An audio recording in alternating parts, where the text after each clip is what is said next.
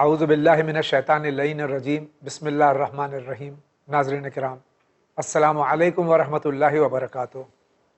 मसाइल ज़िंदगी एक बार फिर लेकर आपका ये खादिम अली जावेद ज़ैदी हाजिर है। आज हमारे दरमियान हुज्जतुल इस्लाम जनाब मौलाना मोहम्मद कैसर साहब क़िबला तशरीफ़ फरमा है। हम उनका खैर मक़दम करते हैं और हर जुमे और इतवार को जो है प्रोग्राम आपकी खिदमत में पेश किया जाता है। यकीनन आपके टेलीफोन का इंतज़ार रहता है और कसीर तादाद में आपके सवालात मिलते हैं। ये इस बात की गम्माज़ी करते हैं कि आप इस प्रोग्राम को सराह रहे हैं और हम सब इससे मुस्तफ़ीज़ हो रहे हैं।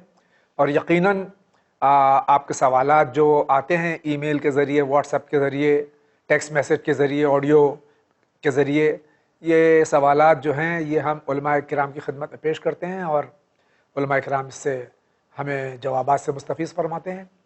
मुसलसल सवालात हैं और कसीर तादाद में सवालात हैं, लेकिन एक अपील आपसे फिर करनी है। बार बार मैं ये बात दोहराता हूँ कि आप ज़्यादा से ज़्यादा सवालात टेलीफोन के ज़रिए किया कीजिए ताकि आपका जो लहजा है, आपके सवालात हैं वो अच्छी तरह से समझ में आएँ और हम उलमा के सामने पेश कर सकें, उसका मुदल्लल जवाब यहाँ से हो सके। और वो इस वजह से कि टेलीफोन में आवाज़ और लहजा और आपके ख़यालात अच्छी तरह समझ में आते हैं। व्हाट्सएप के ज़रिए भी आप भेज सकते हैं, लेकिन उसमें इतनी यानी कि सफाई और इतनी यानी कि बात नहीं होती जितनी कि टेलीफोन के ज़रिए होती है। आइए इसी के साथ में हम आगा खैर मक़दम करते हैं। आगा अस्सलामु अलैकुम व रहमतुल्लाहि व बरकातुहू। वालेकुम अस्सलाम व रहमतुल्लाहि व बरकातुहू। अल्लाह इंशाअल्लाह ताला बखैर आगा आपके। अल्हम्दुलिल्लाह, शुक्र खुदा, अल्लाह ताला आपके भी तौफ़ीक़ात में इज़ाफ़ा करे। इंशाअल्लाह माशाअल्लाह इलाही आमीन। खिदमत हम सब अंजाम के दे। तौफ़ीक़ात में अल्लाह ताला इज़ाफ़ा करे जी और मराजे किराम हमारे और हमारे उलमाए किराम का साया तादेर सेहत और सलामती के साथ हमारे सरों पर कायम रहे। इलाही आमीन इंशाअल्लाह। आगा इसी के साथ में हम देखते हैं जी कि आज पहला बिस्मिल्लाह। सवाल कहाँ से है। अस्सलामुअलैकुम, मैं अलैकुम फ़ातिमा सलाम। सैयद बॉम्बे नए गांव से बात कर रही हूँ। मेरा सवाल ये है कि मुझे मेरे बच्चे का अकीक़ा करना है, लेकिन मैं उसमें उसके बाल जो है वो नहीं कटवा सकती हूँ, तो क्या अकीक़ा कर सकते हैं बिना बाल काटे हुए? क्योंकि ये हमारे ख़ानदान में ये मन्नत रही है कि 2 साल तक हमें बच्चे के बाल नहीं काटना है, 2 साल के बाद ही काटना है और उससे पहले हम अकीक़ा करना चाहते हैं। तो प्लीज़ मेरी इस मसले को समझाइए, सुलझाइए और मुझे सलाह दें। पहला सवाल है, इसमें 2 सवालात हैं। जी एक तो सवाल ये है कि अकीक़े के लिए क्या बाल काटना ज़रूरी है, और दूसरी बात ये है कि क्या ऐसी मन्नत की जा सकती है कि हम 2 साल या 3 साल तक बाल बहुत नहीं अच्छा, कटवाएं। आपने भी इस बात की तरफ इशारा किया। मैं ख़ुद भी इस बात की तरफ इशारा करने वाला था कि जहाँ तक बाल काटने का मसला है, देखें अकीक़े के लिए ख़ुद अकीक़ा जी मुस्तहब है जी और बहुत ताकीद की गई है, जी और उसी का एक जुज़ है बाल काटना। जी लिहाजा जब अकीक़ा करें और क़ुरबानी के लिए जानवर का इंतखाब हो रहा है जी तो फिर बाल भी काटना चाहिए जी उसके साथ में। जी अलबत्ता अगर न काटे तो कोई हरज नहीं है, जी लेकिन ये कि उसी का हिस्सा होता है कि भाई आप जब एक काम कर रहे हैं तो मुकम्मल करें उसको, जी ये चीज़ है। दूसरी बात जो ज़िक्र किया वो ये कि 2 साल से पहले हमारे यहाँ बच्चों का बाल नहीं काटा जाता है, जी नज़र है, मन्नत है। जी तो देखें, नज़र और मन्नत के लिए भी उन्हीं चीज़ों का इंतखाब करना चाहिए जिनके शरीयत में रुझान हो जी और शरीयत ने उसको अच्छा शुमार किया हो, अच्छा उसे जानती हो। जी वरना अगर 7 दिन में ये इस्लाम और शरीयत की ताकीद न होती कि उसका अकीक़ा कर दिया जाना चाहिए, बाल काट देना चाहिए, तो फिर अगर हमने नज़र किया नहीं काटेंगे जी तो ये तो उससे खिलाफ हो जाएगा, टकरा जाएगा। जी लिहाजा ये कोई मुनासिब नज़र नहीं है ऐसी जी जो इस्लाम के अहकाम और दस्तूरात के मुकाबिल में आ जाए। जी लिहाजा नज़र जब करें, कसम खाएं, अहद करें, तो कम से कम ये देख लेना चाहिए कि आया इस्लाम के अहकाम और दस्तूरात से इसका कोई टकराव तो नहीं हो रहा है, इस्लाम में भी इसका कोई रुझान है या नहीं है। जी तो देखें, इस तरह कोई नज़र की कीमत और अहमियत नहीं है, जी इसको ख़त्म कर सकते हैं जी और बाल कटवाएं और अकीक़ा करें। और अगर नहीं भी काटना चाहते हैं बाल और बकरा ज़बह करना है अकीक़े के तौर से तो कर दें, उसमें कोई कोई हर्ज हर्ज नहीं। नहीं। बहुत बहुत शुक्रिया। किस शहर की बारी है? अस्सलाम वालेकुम। राम। मेरा नाम फ़िज़ा है, मैं कराची पाकिस्तान से बात कर रही हूँ। मेरा सवाल ये है कि आगा साहब, इंसान मैं बहुत जज्बाती हूँ और चिड़चिड़ी हूँ। सब कहते हैं मेरे घर वाले, तो कैसे सही, सब कहते हैं सही हो जाओ, किस तरह सही हो, मुझे समझ नहीं आता। आप मेरी थोड़ी रहनुमाई करें प्लीज़, थैंक यू। یہ ہماری بہن کراچی پاکستان سے سوال کر رہی ہیں، فرماتی ہیں کہ ان کا مزاج بقول ان کے چڑچڑا ہے اور یہ بد مزاج خدا نخواستہ ہیں، اور ان کو تنبیہ کی جاتی ہے، ان کے بزرگ ان کے بڑے گھر میں کہتے ہیں کہ صحیح ہو جاؤ، اور یہ صحیح ہونا بھی چاہتی ہیں. جی جی. تو یہ اس کی دیکھیں کیا ہے؟ سب سے اچھی چیز یہ ہے کہ ایک انسان کو یہ احساس بھی ہو جی کہ کیا کمی اس کے اندر ہے، جی اور اس کمی کو دور کرنے کا ارادہ بھی ہو، جی عزم بھی ہو، جی تو کام آسان ہو جاتا ہے. جی بے شک. میں عرض کروں گا کہ دیکھیے اس سلسلے میں وہ افراد کے جو اس سلسلے میں آپ کی رہنمائی کر سکتے ہیں، آپ کے اطراف میں، آپ کے پہلو میں، آپ کے ارد گرد میں جو لوگ رہ رہے ہیں، سنجیدہ مزاج کے لوگ ہیں، جی سمجھانے سے آپ کی بات کے اوپر اثر ہوتا ہے، جی تو ایسے لوگوں سے رہنمائی کریں جی اور ایسے لوگوں کا مشورہ لیں. جی اور جب ایسے لوگ آپ کے ساتھ رہیں گے اور آپ بھی ایسے لوگوں کے ساتھ رہیں گی تو یقیناً پھر اس طریقے سے آپ کے اوپر اس کا اثر ہوگا اور آہستہ آہستہ جذبات خود بخود ختم ہو جائیں گے. انشاءاللہ. اس کے علاوہ ہم کو معصومین علیہ السلام کی زندگی، وہ افراد کے جن لوگوں نے اس طریقے سے زندگی بسر کی، جو غصے سے، جذبات سے دور رہے ہیں، جی ان کی زندگی، ان کی لائف ہسٹری جو ہے وہ پڑھنا چاہیے، ان کی حیات پڑھنا چاہیے. پڑھتے پڑھتے جو ہے وہ خود بخود اثر ہوگا اس کے بے اندر. شک. دوسری تیسری بات یہ کہ غصہ، جذبات یہ سب ہوتے تو اس کے لیے کہا گیا ہے کہ وضو کرنے کے بعد وضو کا پانی پی لینا چاہیے جو بچے پانی. جو بچے اس کے لیے، تو یہ اس کے لیے بہت زیادہ مفید ہے، اثر کرنے والا ہے. تو اس طرح کی چیزیں ہیں. اور صبر و تحمل سے کام لے.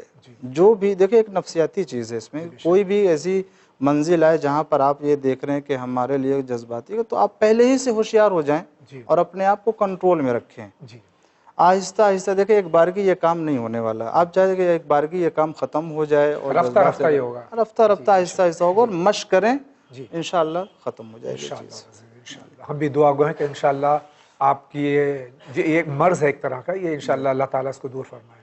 ایسے کے ساتھ آگے بڑھتے ہیں. السلام علیکم. علیکم السلام. میں موانا سے دور نظر بول رہا ہوں.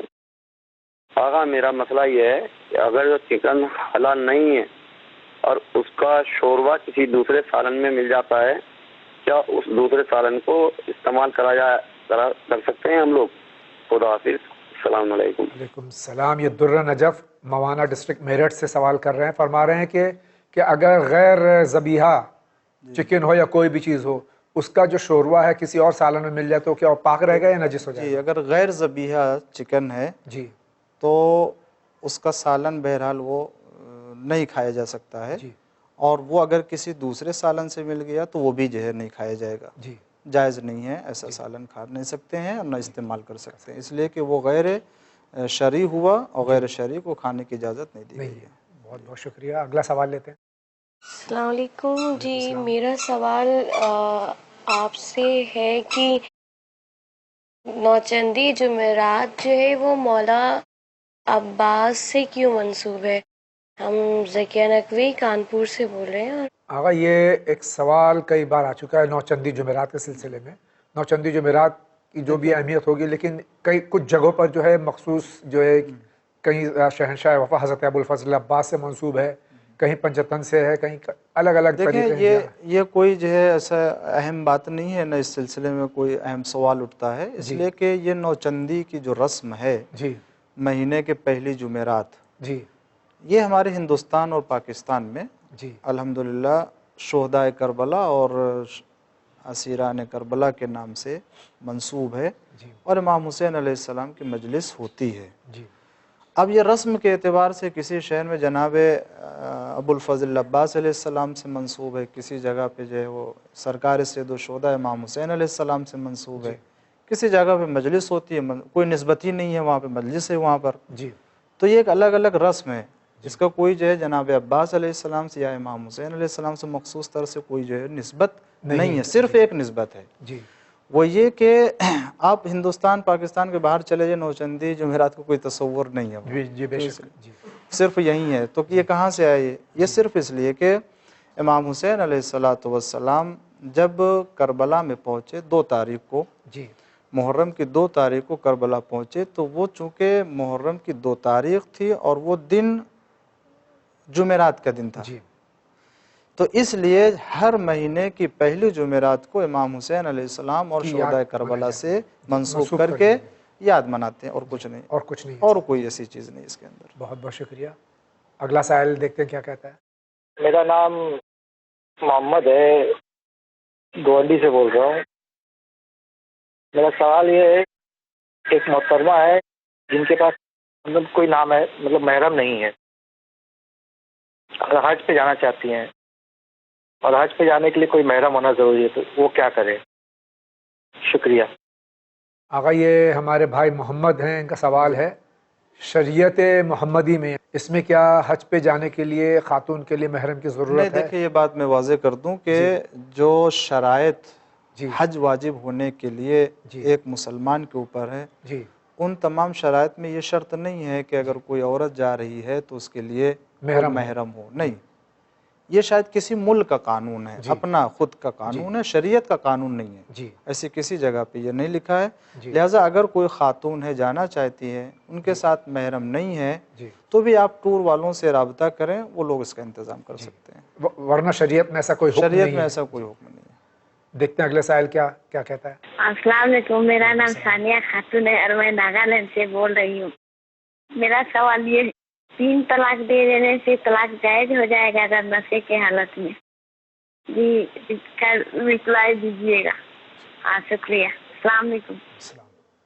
یہ قرآن کے حساب سے اور ازروع قرآن ازروع شریعت محمدی، ایک سٹنگ میں نشہ ہو یا غیر نشہ، اس میں مرد اگر طلاق دے خاتون کو تو کیا طلاق ہو جائے گی؟ نہیں، کسی صورت میں اس کو تو علماء اسلام بھی مانتے ہیں اور تسلیم کرتے ہیں کہ ایک نشست میں 3 طلاق دینا جائز نہیں ہے اور وہ طلاق شرعی نہیں ہے۔ جی تو اگر کوئی عام حالت میں بھی 3 طلاق دیتا ہے تو وہ نہیں ہے، چاہے جائے کہ نشے کے عالم میں ہو۔ جی تو میں یہ بتا دینا چاہتا ہوں کہ ایسے کوئی قرآن اور شریعت میں طلاق نہیں ہے جی کہ اگر ایک نشست میں 3 مرتبہ طلاق کہہ دیا تو طلاق ہو جائے گی، ایسے اس کے شرائط ہیں، گواہ ہیں جی اور اس کے اپنے جو ہے وہ اصول ہیں جس کے بعد جو ہے وہ طلاق واقع ہوتی ہے، اس طرح سے نہیں ہوتا۔ یعنی ایک نشست میں اگر تسبیح لے کے 100 بار بھی کہے جب بھی طلاق نہیں جب بھی ہوگی۔ ایسا نہیں ہوگا، اس کے تمام شرائط شرائط ہیں ہیں اور اس اس کے کو طے کیا جاتا ہے، تب جا کے ایک طلاق ہوتی ہے۔ بہت بہت شکریہ۔ اگلا سوال۔ میرا نام شہزاد حسن ہے، میں پٹنہ کا رہنے والا ہوں۔ میرا یہ سوال ہے کہ ایک مولانا نے ابھی مجلس میں روایت پڑھی کہ رسول اللہ کی طبیعت جب خراب ہو گئی تھی، رسول اللہ جب اپنی بیٹی جناب فاطمہ زہرا صلوات اللہ علیہا کے گھر گئے تو وہ اتنے کمزور تھے کہ ان کو ایک طرف سے مولا مسعود کشا نے سہارا دیا اور دوسری طرف سے عباس علمدار نے سہارا دیا۔ لیکن مجھے جہاں تک معلوم ہے کہ رسول اللہ جب گھر گئے تھے مولا مسعود کشا کے جو ہے ام البنین سے جو شادی انہوں نے کی ہے تو جناب فاطمہ زہرا صلوات اللہ کے مرنے کے بعد تو رسول اللہ کو حضرت عباس علمدار نے سہارا کیسے دیا؟ آغا یہ سوال ہے، ایک بات تو آپ کے خدمت میں سوال پیش کرو، پہلے کہہ دوں کہ چونکہ ہم نے بارہا یہاں یہ کہا ہے کہ جہاں کہیں بھی کوئی تقریر ہو یا مجلس ہو تو وہاں جو ذاکر یا خطیب ہو اسی سے آپ پوچھیں تو زیادہ بہتر۔ پتہ نہیں کس زمرے میں کس طرح کی ریفرنس ٹو کانٹیکس بات کی ہو، لیکن یہ سوال چونکہ ابھی ہمارے بھائی نے کیا ہے، سرکار امیر المومنین علیہ الصلوۃ والسلام اور سرکار ابوالفضل عباس علیہ الصلوۃ والسلام نے سہارا دیا حضرت ختم مرتبہ صلی اللہ علیہ وسلم کو بحالت بیماری جب آپ کا آخری زمانہ تھا۔ دیکھیں ایسا نہیں ہے، اور میں سمجھتا ہوں کہ مولانا نے بھی اگر پڑھا ہوگا تو عباس کا نام لیا ہوگا تو ہو سکتا سننے میں یا سمجھنے میں اشتباہ اور غلطی ہو گئی ہے کہ وہ یہ ہے کہ جناب رسالت مآب صلی اللہ علیہ وآلہ وسلم بیماری کے عالم میں تھے، اور روایت جو صحیح بخاری میں اور صحیح مسلم میں، مسند ابن احمد ابن حنبل میں، اور اسی طریقے سنن ابن ماجہ میں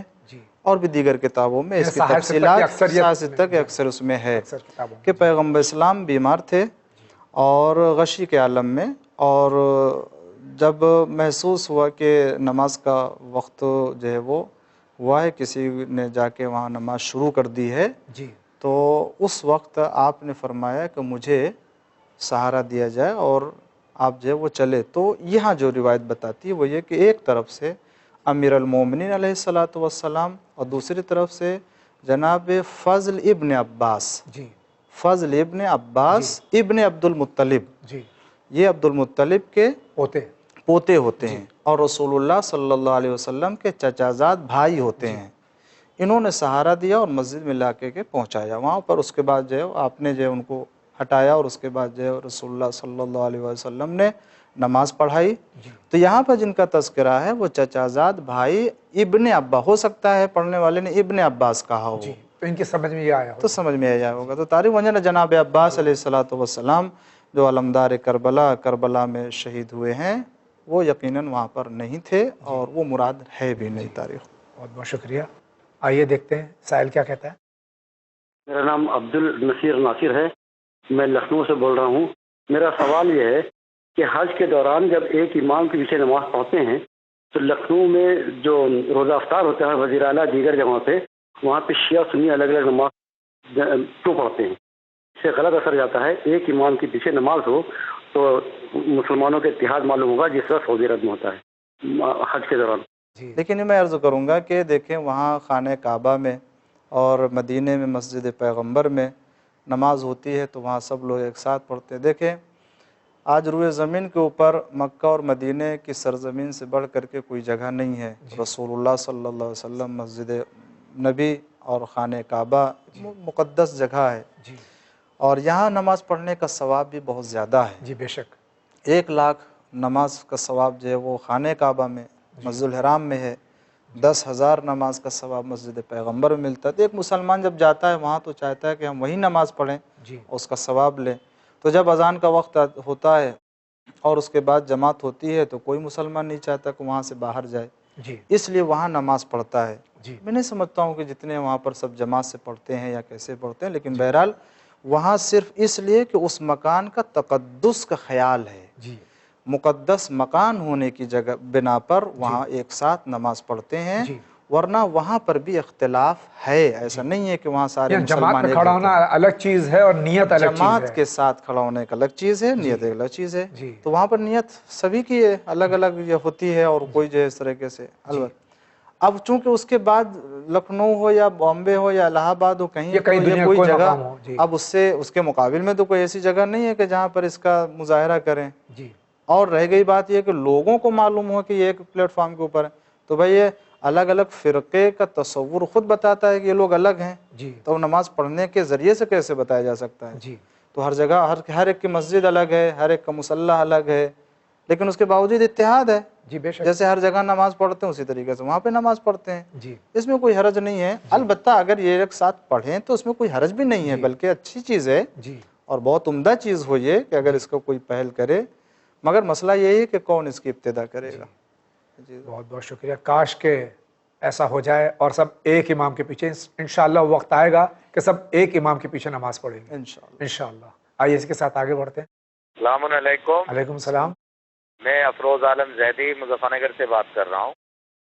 मेरा सवाल ये है कि हमसे अक्सर सवाल ये होता है कि इमाम हुसैन जीते या हारे, तो हम लोग कहते हैं कि इमाम हुसैन जीते हैं करबला की जंग। तो हमसे पूछने वाले लोग कहते हैं कि तो फिर आप लोग रोते क्यों? ज़रा इसका माकूल सा जवाब दिलवाइए। अस्सलाम वालेकुम। ये कुछ लोग जो मोतरज़ होते हैं कि सरकार सैयदुश्शुहदा हज़रत इमाम हुसैन इब्न अली अलैहिस्सलातु वस्सलाम की शहादत हुई है, तो शहादत तो बहुत ही अच्छी बात है और आप शहीद हुए हैं, तो और शहीद जिंदा होता है तो फिर आप लोग रोते क्यों हैं? इसका जवाब कई बार दिया जा चुका है, कई बार दिया जा चुका है, 14 साल से दिया जा रहा है। दिया जा चुका है। और सिर्फ मैं 2 कलमा अर्ज करता हूँ कि जनाब हमज़ा अलैहिस्सलाम सैयदुश्शुहदा हैं या नहीं? जी, अपने ज़माने के अपने ज़माने के रसूलुल्लाह ने उनको सैयदुश्शुहदा फरमाया। बेशक खुद पैगम्बर इस्लाम ने गिरिया किया है जनाब हमज़ा के लिए, और न सिर्फ ये कि गिरिया किया है बल्कि पैगम्बर इस्लाम ने फरमाया, आरजू की जाहिर की कि कोई है नहीं कोई गिरिया करने वाला। तो मदीने की औरतों ने सबसे पहले जनाब हमज़ा के ऊपर गिरिया किया, कहा भी कि सबसे पहले हमज़ा के ऊपर गिरिया करो, उसके बाद अपने वारिस के ऊपर मातम करो, गिरिया करो। तो अगर ये गिरिया इस बात की अलामत है कि शिकस्त खाए, तो क्या रसूलुल्लाह जो जंगों में शिकस्त खा रहे थे? कोई इस बात को तस्लीम कर सकता है? नहीं। इसका मतलब है कि रोना एक और है और जंग में फतह होना और शिकस्त खाना एक दूसरा तस्वुर होता है। یقیناً یہاں پر اتنا بڑا مقام و مرتبہ امام حسین علیہ السلام کو خدا کی بارگاہ میں ملا ہے، مگر یہ روتا وہ ہے کہ جس کو اس سے قلبی محبت اور لگاؤ ہوتا ہے، یقیناً روئے گا وہی جس کو محبت ہے، جس کو آل محبت ہو۔ رسول سے۔ پیغمبر اسلام صرف خبر شہادت امام حسین علیہ السلام پر رو رہے ہیں، گریہ کر رہے ہیں، تو یہ گریہ کس لیے؟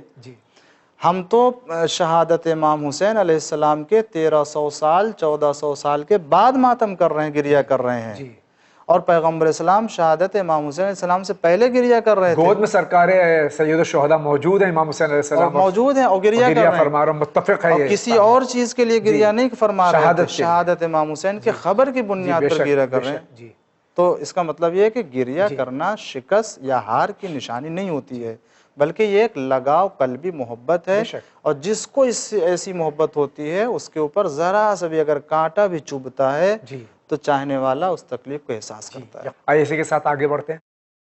جی میرا نام نثارت علی ہے، سری نگر سے۔ میرا سوال یہ ہے کہ سید کے لیے صدقہ کھانا کیسا ہے؟ سید پہ صدقہ کھانا جائز ہے یا حرام ہے؟ دیکھیں مستحب صدقے کی تو اجازت دی ہے، اس میں بھی احتیاط کہا ہے کہ سید کے لیے کہ مستحب صدقے سے بھی پرہیز کرے، احتیاط کرے، نہ کھائے۔ جو حرام ہے وہ واجب صدقہ ہے، مستحب صدقے سے بھی احتیاط کرنے کے لیے علماء نے فرمایا ہے۔ لیکن سید جو ہے غیر سید کا صدقہ، اس پہ واجب صدقہ تو حرام ہے، لیکن سید کا صدقہ اگر مستحق سید وہی نا کہ اگر مستحب ہے تو احتیاط کرنا چاہیے، کوئی بھی صدقہ مستحب ہے، اگر صدقہ کا عنوان آتا ہے مستحب تو احتیاط کرنی چاہیے، اور اگر واجب ہے تو حرام ہے۔ بہت بہت شکریہ، آگے بڑھتے ہیں۔ السلام علیکم۔ وعلیکم السلام۔ میرا نام فاطمہ ہے اور میں ممبئی سے بات کر رہی ہوں۔ اچھا، میں نے یہ بولا تھا کہ میری شادی ہوئی تھی اور یہ ہسبینڈ نا بیمار تھے، ہائپر ایکٹیو تھے، اور یہ میرے انلوز نے مجھے یہ سب باتیں بتائی نہیں تھی، لیکن میرے کو شادی کے بعد پتا چلا، اور انہوں نے میرے پہ کافی ایلیگیشن اور کافی ظلم کیا، سب باتیں چھپائے، ان سب وہ کیے، تو کیا ان کو معاف کر سکتے ہیں؟ یہ ہماری بہن سوال کر رہی ہے کہ شادی کے وقت ان کے شوہر کی بیماری کا ان کو علم نہیں تھا، بتایا نہیں گیا تھا، اور دھوکے سے شادی کی گئی۔ جی آج جو ہے وہ دیکھیں اس میں یہ مسئلہ جو ہے وہ اور وضاحت طلب ہے، سوال کہ نہیں معلوم کون سی بیماری ہے اور کس حد تک بیماری ہے، کیا ہے، تو لیکن اگر اس میں وہ معاف کر سکتے ہیں اور دونوں مل کے رہ سکتی ہیں تو اچھی بات ہے، زندگی کو منتشر نہیں کرنا چاہیے، اور اگر آپس میں مل کے رہیں اور گزارا کر سکتے ہیں تو اللہ تعالیٰ یقیناً اجر دے گا، اور انہوں نے حق کو چھپایا اور اصل بات نہیں بتائی، یقیناً یہ دھوکہ کیا ہے، لہٰذا ان کو بھی یہ کام نہیں کرنا چاہیے تھا ایسا، لہٰذا نہ جدا ہوں تو اچھا ہے، آپس میں مل کے رہیں اور معاف کر دیں، بہتر ہے اس کے لیے۔ بہت بہت شکریہ۔ اگلا کالر کیا کہتا ہے؟ السلام علیکم، میرا نام نثارت علی ہے، میں JNK رامن سے بول رہا ہوں۔ میرا سوال یہ ہے کہ حضرت علی علیہ السلام نے 9 شادیاں کی ہیں جبکہ اسلام میں 7 شادیاں جائز ہیں، تو اس کا کیا جواب ہے؟ یہ ہمارے بھائی فرما رہے ہیں کہ مولانا متقیان نے 9 نکاح فرمائے جبکہ اسلام میں 4 شادیاں، تو اس کا ذرا وضاحت آپ دیکھیں یہ یقیناً جو ہے وہ اسلام و شریعت نے اجازت دی ہے، لیکن 4 بیویوں کے لیے، تو یہ 4 بیویوں کے ایک وقت میں کہا گیا ہے کہ آپ کی زندگی میں 4 بیویاں ایک وقت میں ہو سکتی ہیں، شرائط کے ساتھ، شرائط کے ساتھ، احسنتم، خرچ کا، عدالت عدالت کا، انصاف عدالت کر سکیں، اور جو کہ بہت ہی مشکل امر ہے، تو آپ کو 4 اجازت دی گئی ہے کہ زندگی میں ایک وقت میں 4 بیویاں رکھیں، 4 سے زیادہ نہیں، ایک وقت۔ لیکن اگر آپ کی زندگی میں 2 بیوی آئی اور ایک کا انتقال ہو گیا، پھر آپ نے دوسری شادی کرنا چاہا، کر سکتے ہیں، 4 بیویاں ہو گئیں، اس کے بعد خدا کی مصلحت ہے، اس وقت ایک بیوی نہیں ہے آپ کے پاس، 5ویں شادی کرنا چاہتے ہیں تو 5ویں بھی کر سکتے ہیں، 6ٹھی بھی کر سکتے ہیں، ایک وقت میں 4 سے زیادہ نہیں ہونی چاہیے، وہ بھی تمام شرائط کے ساتھ۔ اس اعتبار سے اگر کسی نے اپنی زندگی میں 7 شادیاں، 8 شادیاں، 10 شادیاں کی، مگر ایک وقت میں نہیں تھی اس کے پاس اتنی بیویاں، تو کون سے شریعت کے خلاف کام انجام دیا ہے؟ یہ 4 بیویاں تو دائمی طور سے شادی کر کے لانے کی اجازت دی گئی کہ کسی کو اختیار ہے، قدرت ہے تو۔ بہت شکریہ۔ اگلا سائل۔ السلام علیکم آغا، میں محمد شہزاد اتر پردیش سے بول رہا ہوں۔ قبلہ میرا سوال یہ ہے کہ میری آبادی میں ہم لوگ 8-10 لوگوں کا سادات کے مکانات ہیں، اور جو ہماری مسجد ہے وہ آبادی سے تھوڑی فاصلے سے ہے، کیونکہ تقریباً 100-150 سال پرانی مسجد بنی ہوئی ہے، تقریباً 150 میٹر فاصلے سے ہم لوگوں سے، مگر مشکل یہ ہے کہ وہ گھری ہوئی ہے غیر سادات کے لوگوں سے اور کچھ شر پسند لوگوں سے، تو وقت نماز کچھ ہمیں وہاں پریشانیاں بھی ہوتی ہیں، تو ہم چاہتے ہیں کہ ہم ایک نئی مسجد تعمیر کریں جو کہ ہماری آبادی کے بیچ میں ہو، تو کیا ہم دوسری مسجد اس مسجد کے رہتے ہوئے، پرانی مسجد کے رہتے ہوئے، کیا ہم دوسری مسجد تعمیر کر سکتے ہیں؟ جبکہ ہمیں معلوم ہے کہ آنے والے 15-20 سال بعد جو وہ پرانی مسجد ہے، ظاہر ہے اس میں کوئی نماز پڑھنے شاید جائے یا نہ جائے، تو قریب میں مسجد ہوتے ہوئے آنے والی نسل اسی مسجد میں نماز پڑھے گی، تو کیا ہم دوسری مسجد تعمیر کر سکتے ہیں؟ کیا ہمیں اجازت ہے؟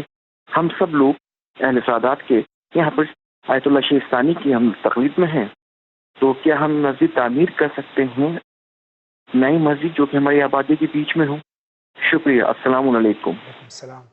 یہ قائد المحترم حضرت آیت اللہ العظمیٰ سید علی الحسینی سیستانی مدظ اللہ علیہ کے مقلد ہیں، اور جس جگہ پہ یہ رہتے ہیں وہاں سے جو مسجد ہے جہاں پر یہ نماز پڑھتے ہیں دور ہے، اور وہ شرپسندوں کے علاقے میں ہے، وہاں بہت زحمت ہوتی ہے، یہ اپنے علاقے میں مسجد تعمیر کرنا چاہتے ہیں لیکن پھر وہ مسجد جو ہے ویران ہو جائے گی۔ دیکھیں اس کا طریقہ یہ ہے جی، اور اچھا طریقہ یہ ہے کہ مسجد بنانا چاہتے ہیں، اس سے کوئی رکاوٹ نہیں ہے، جی، آپ مسجد بنا لیجئے اپنے محلے میں، جی، اپنی آبادی میں، جی، پنجگانہ نماز وہاں پڑھیے، جمعہ کی نماز وہاں پڑھیے، جی، جو آبادی سے دور ہے، جی، وہاں جو بھی اور نماز یقیناً روزانہ کی نماز وہاں نہیں پہنچ سکتا ہے، لیکن آپ ہفتے میں بہت سے ایسے شہر میں نے دیکھا ہے جی، کہ محلے کے اندر ایک مسجد ہے وہاں ہوتی ہے، لیکن جمعہ کے لیے سب لوگ ادھر جاتے ہیں، جی، یا جمعہ نہیں جاتے آپ عید کی نماز، جی، بقرعید کی نماز، یا دیگر موقع پر کوئی سال میں 2 ایسے پروگرام رکھیے جی، جو ویران نہ ہو، جی، وہاں پر لوگوں کا آنا جانا ہو، مومنین کا ہو، تو اس طریقے سے اگر بنائیں کوئی حرج نہیں ہے، جی، آپ اپنے یہاں مسجد بنائیے، شان سے بنائیے، اللہ تعالیٰ مدد کرے آپ کی، انشاءاللہ۔ لیکن یہ کہ جمعہ کی نماز ہے، دیگر اس طرح کے اعمال ہیں، جشن ہے، محفل، آپ وہاں کیجئے تاکہ وہ بھی آباد رہے، جی، لوگوں کو بھی احساس ہو کہ ہاں یہاں مومنین کا آنا جانا جی، ہے۔ بہت بہت شکریہ۔ یہ سائل کیا کہہ رہا ہے؟ السلام علیکم، السلام۔ میں ممبئی سے بول رہا ہوں۔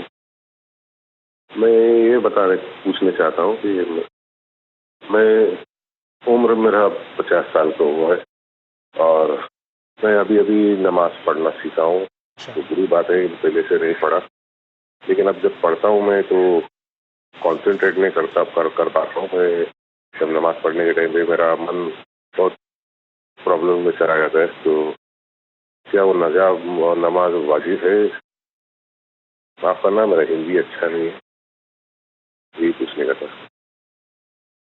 یہ غالباً سوال تو ان کا یہی ہے، نماز تو واجب ہے، خود بھی جانتے ہیں، اب نماز پڑھنا اللہ نے ہدایت دی، نماز پڑھ رہے ہیں اس عمر میں آ کے، لیکن نماز میں دل نہیں لگتا، کنسنٹریشن نہیں رہتا ہے۔ جی جی، نہیں ایسا نہیں ہے، دیکھیں الحمدللہ اللہ نے آپ کی ہدایت کی ہے، توفیق ہوئی ہے نماز پڑھنے کی، اس کو غنیمت سمجھے، اللہ کا شکر ادا کریں کہ جو نیک توفیق ہوئی ہے۔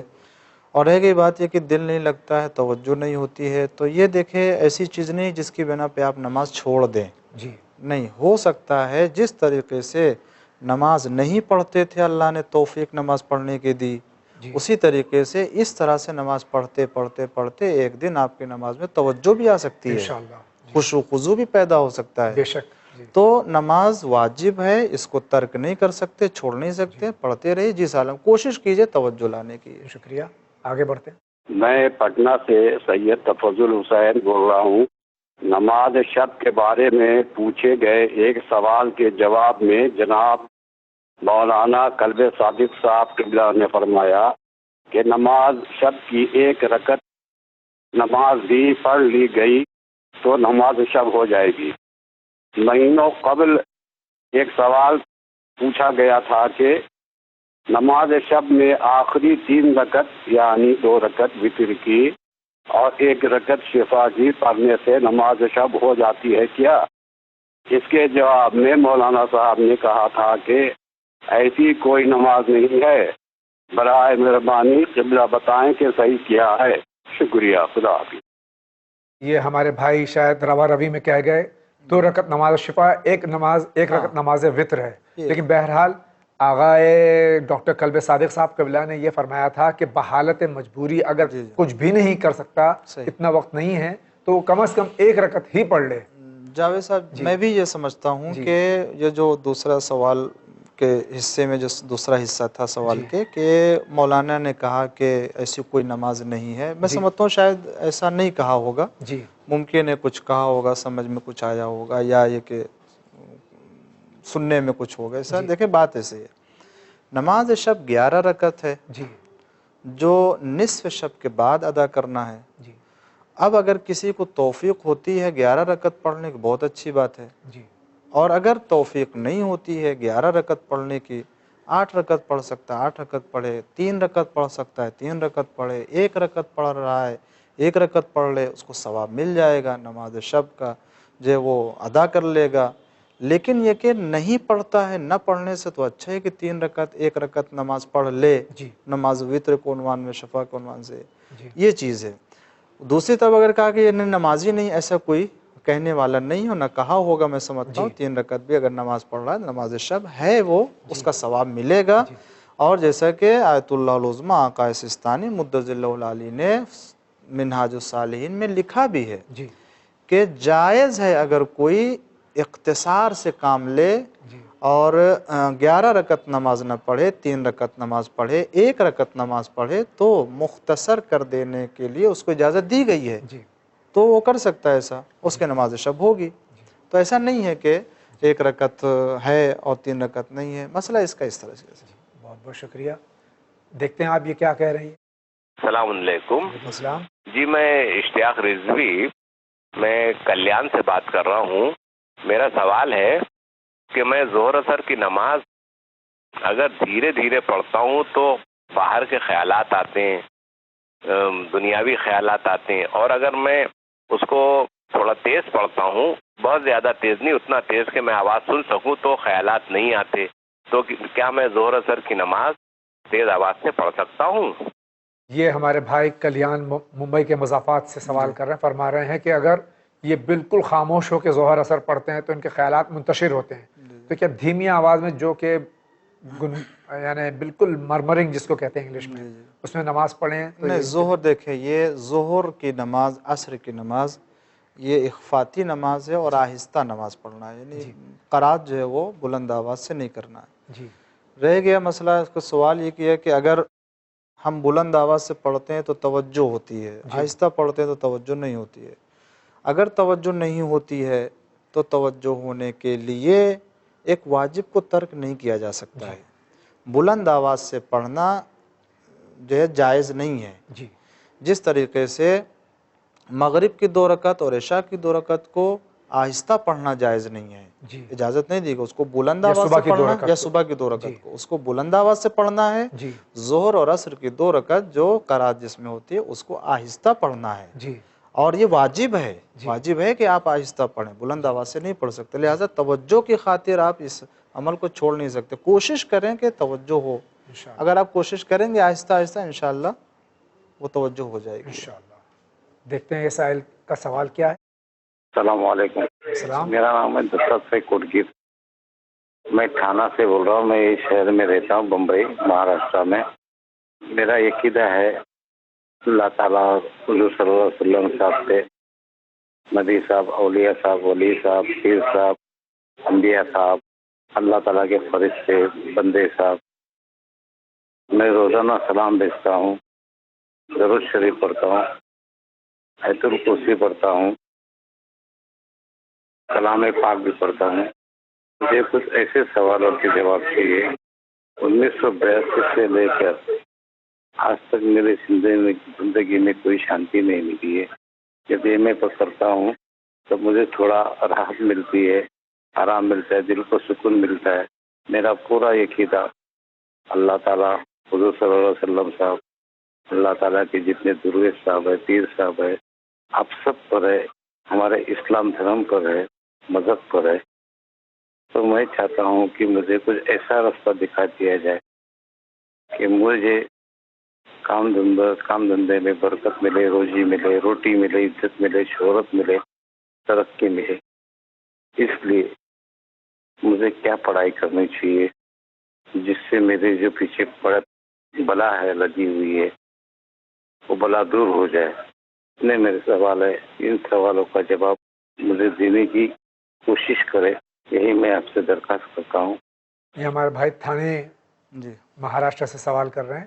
ان کا مختصر سوال یہی ہے کہ یہ عبادت کرنے کے باوجود بھی جو ہے پریشان رہتے ہیں. دیکھیں انہوں نے اپنے عقائد بیان کیے، بہت اچھی بات ہے، ٹھیک ہے، لیکن اس کے باوجود پریشانیاں ہیں. تو میں عرض کروں گا کہ پریشانیاں زندگی میں انسان کی ہوتی ہیں، پریشانیوں سے گھبرانا نہیں چاہیے، بلکہ اور اطمینان سے مضبوطی کے ساتھ اپنے عقیدے کو اوپر قائم رہیں.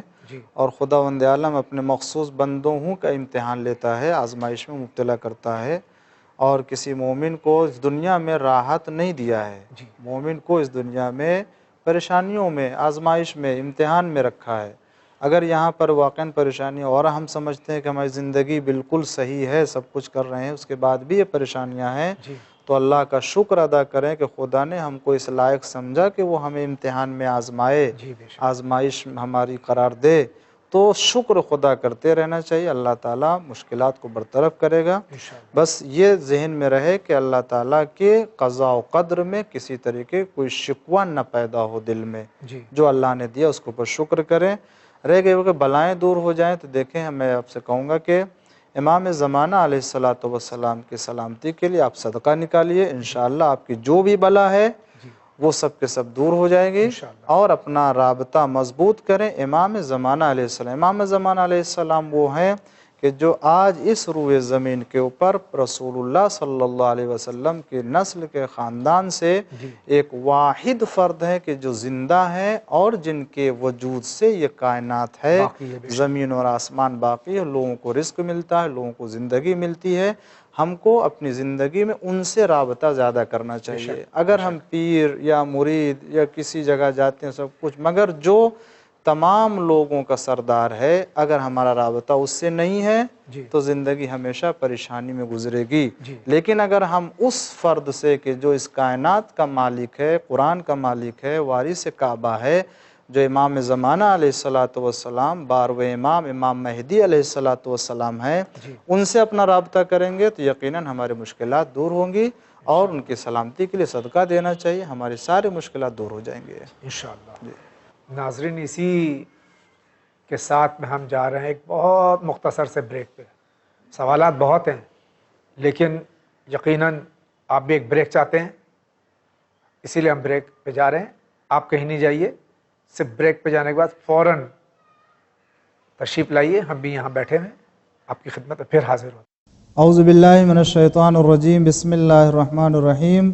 اللہ تعالیٰ قرآن کریم میں ارشاد فرماتا ہے، جو لوگ اپنے مال کو راہ خدا میں خرچ کرتے ہیں وہ اس دانے کی طرح ہے کہ جو زمین پر 7 بالیوں کی شکل میں نکلتا ہے، اور ہر بالی میں 100 دانے ہوتے ہیں. اس کا مطلب یہ ہے کہ پروردگار عالم کی راہ میں جو لوگ خرچ کرتے ہیں وہ اللہ کے نزدیک بہت زیادہ ذخیرہ اور بہت ہی بڑے اجر کی شکل میں محفوظ ہوتا ہے. تو ہمیں اس دنیا میں اگر کہیں خرچ کرنا ہے تو سب سے پہلے ہم اللہ کے راہ میں خرچ کریں، اس لیے کہ وہ کئی گنا بڑھا کر کے ہمیں واپس ملنے والا ہے. اگر ہم اس دنیا میں کسی کو کوئی مال دیں گے تو وہ اگر واپس کرے گا تو اتنا ہی واپس کرے گا جتنا لیا تھا. خداوند عالم قیامت کے دن 10 گنا بڑھا کر کے واپس کرے گا. اور اگر یہاں والوں نے واپس کیا تو یہیں واپس کریں گے. خداوند عالم قیامت میں واپس کرے گا جہاں ہم کو اس کی ضرورت ہوگی. لہٰذا یہ ون چینل کے توسط سے جو آپ تک اسلام اور شریعت اور اہل بیت علیہ السلام کا پیغام نشر کیا جاتا ہے، بہرحال ہر ادارے کے سامنے کچھ مالی مشکلات ہوتی ہیں.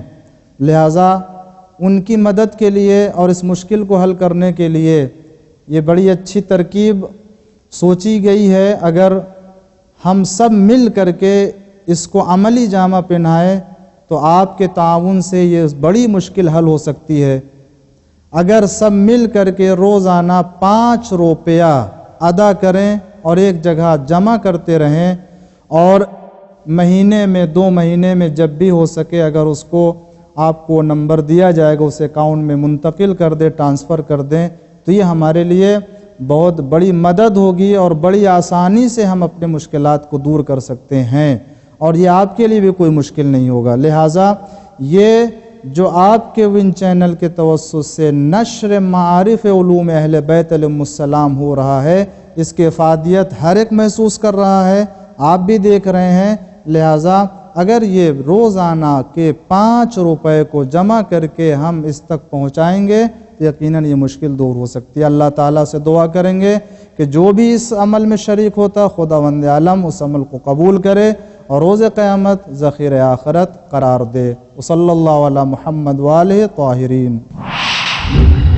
World Islamic Network, bank details: State Bank of India, branch Samuel Street, Mumbai 9، account number 336802133703، IFSC SBIN 0060138، ICICI bank branch بھاد بازار، Mumbai 9، account number 1223050000220، RTGS NFTS IFSC code ICIC 0001223۔ آپ اپنا چیک یا ڈیمانڈ ڈرافٹ بھی ہمیں پوسٹ کر سکتے ہیں۔ آپ منی گرام اور ویسٹرن یونین سے بھی ڈونیشن یا خمس ٹرانسفر کر سکتے ہیں۔ ہمارا پتہ ہے ورلڈ اسلامک نیٹورک، 6769 حضرت عباس علیہ السلام اسٹریٹ، ڈونگری، ممبئی 400009، انڈیا۔ ٹیلی فون نمبر 912223433540، 23434304۔ ای میل winislam@gmail.com، ویب سائٹ winislam.com۔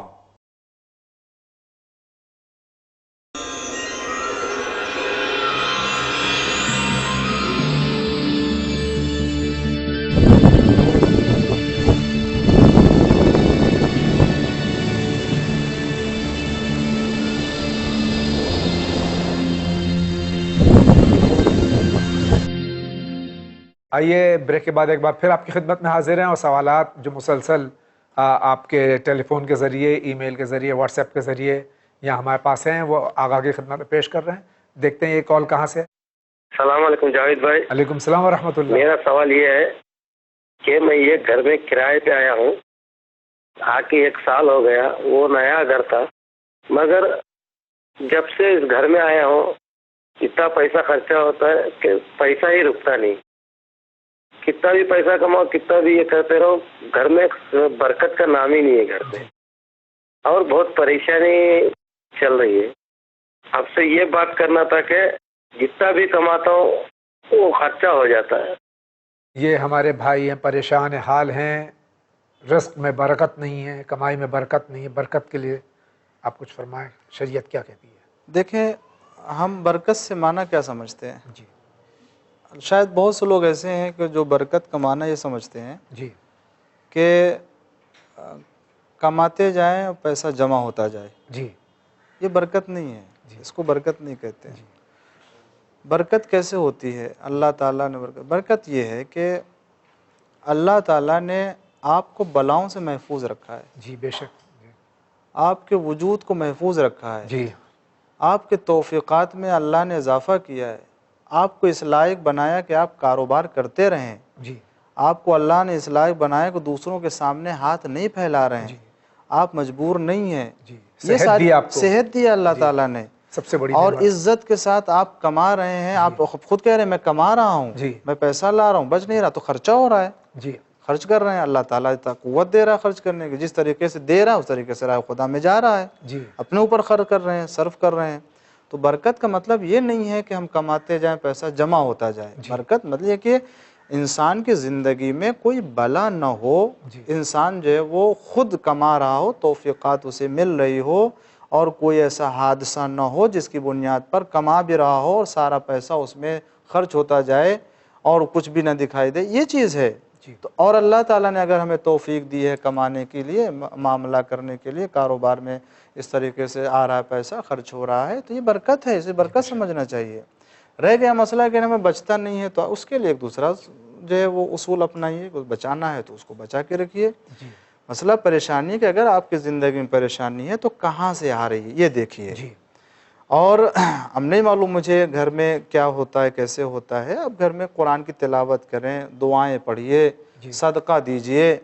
یہ وہ چیزیں ہیں کہ جن کے ذریعے سے اگر ہوگا تو اور مزید برکت ہوگی.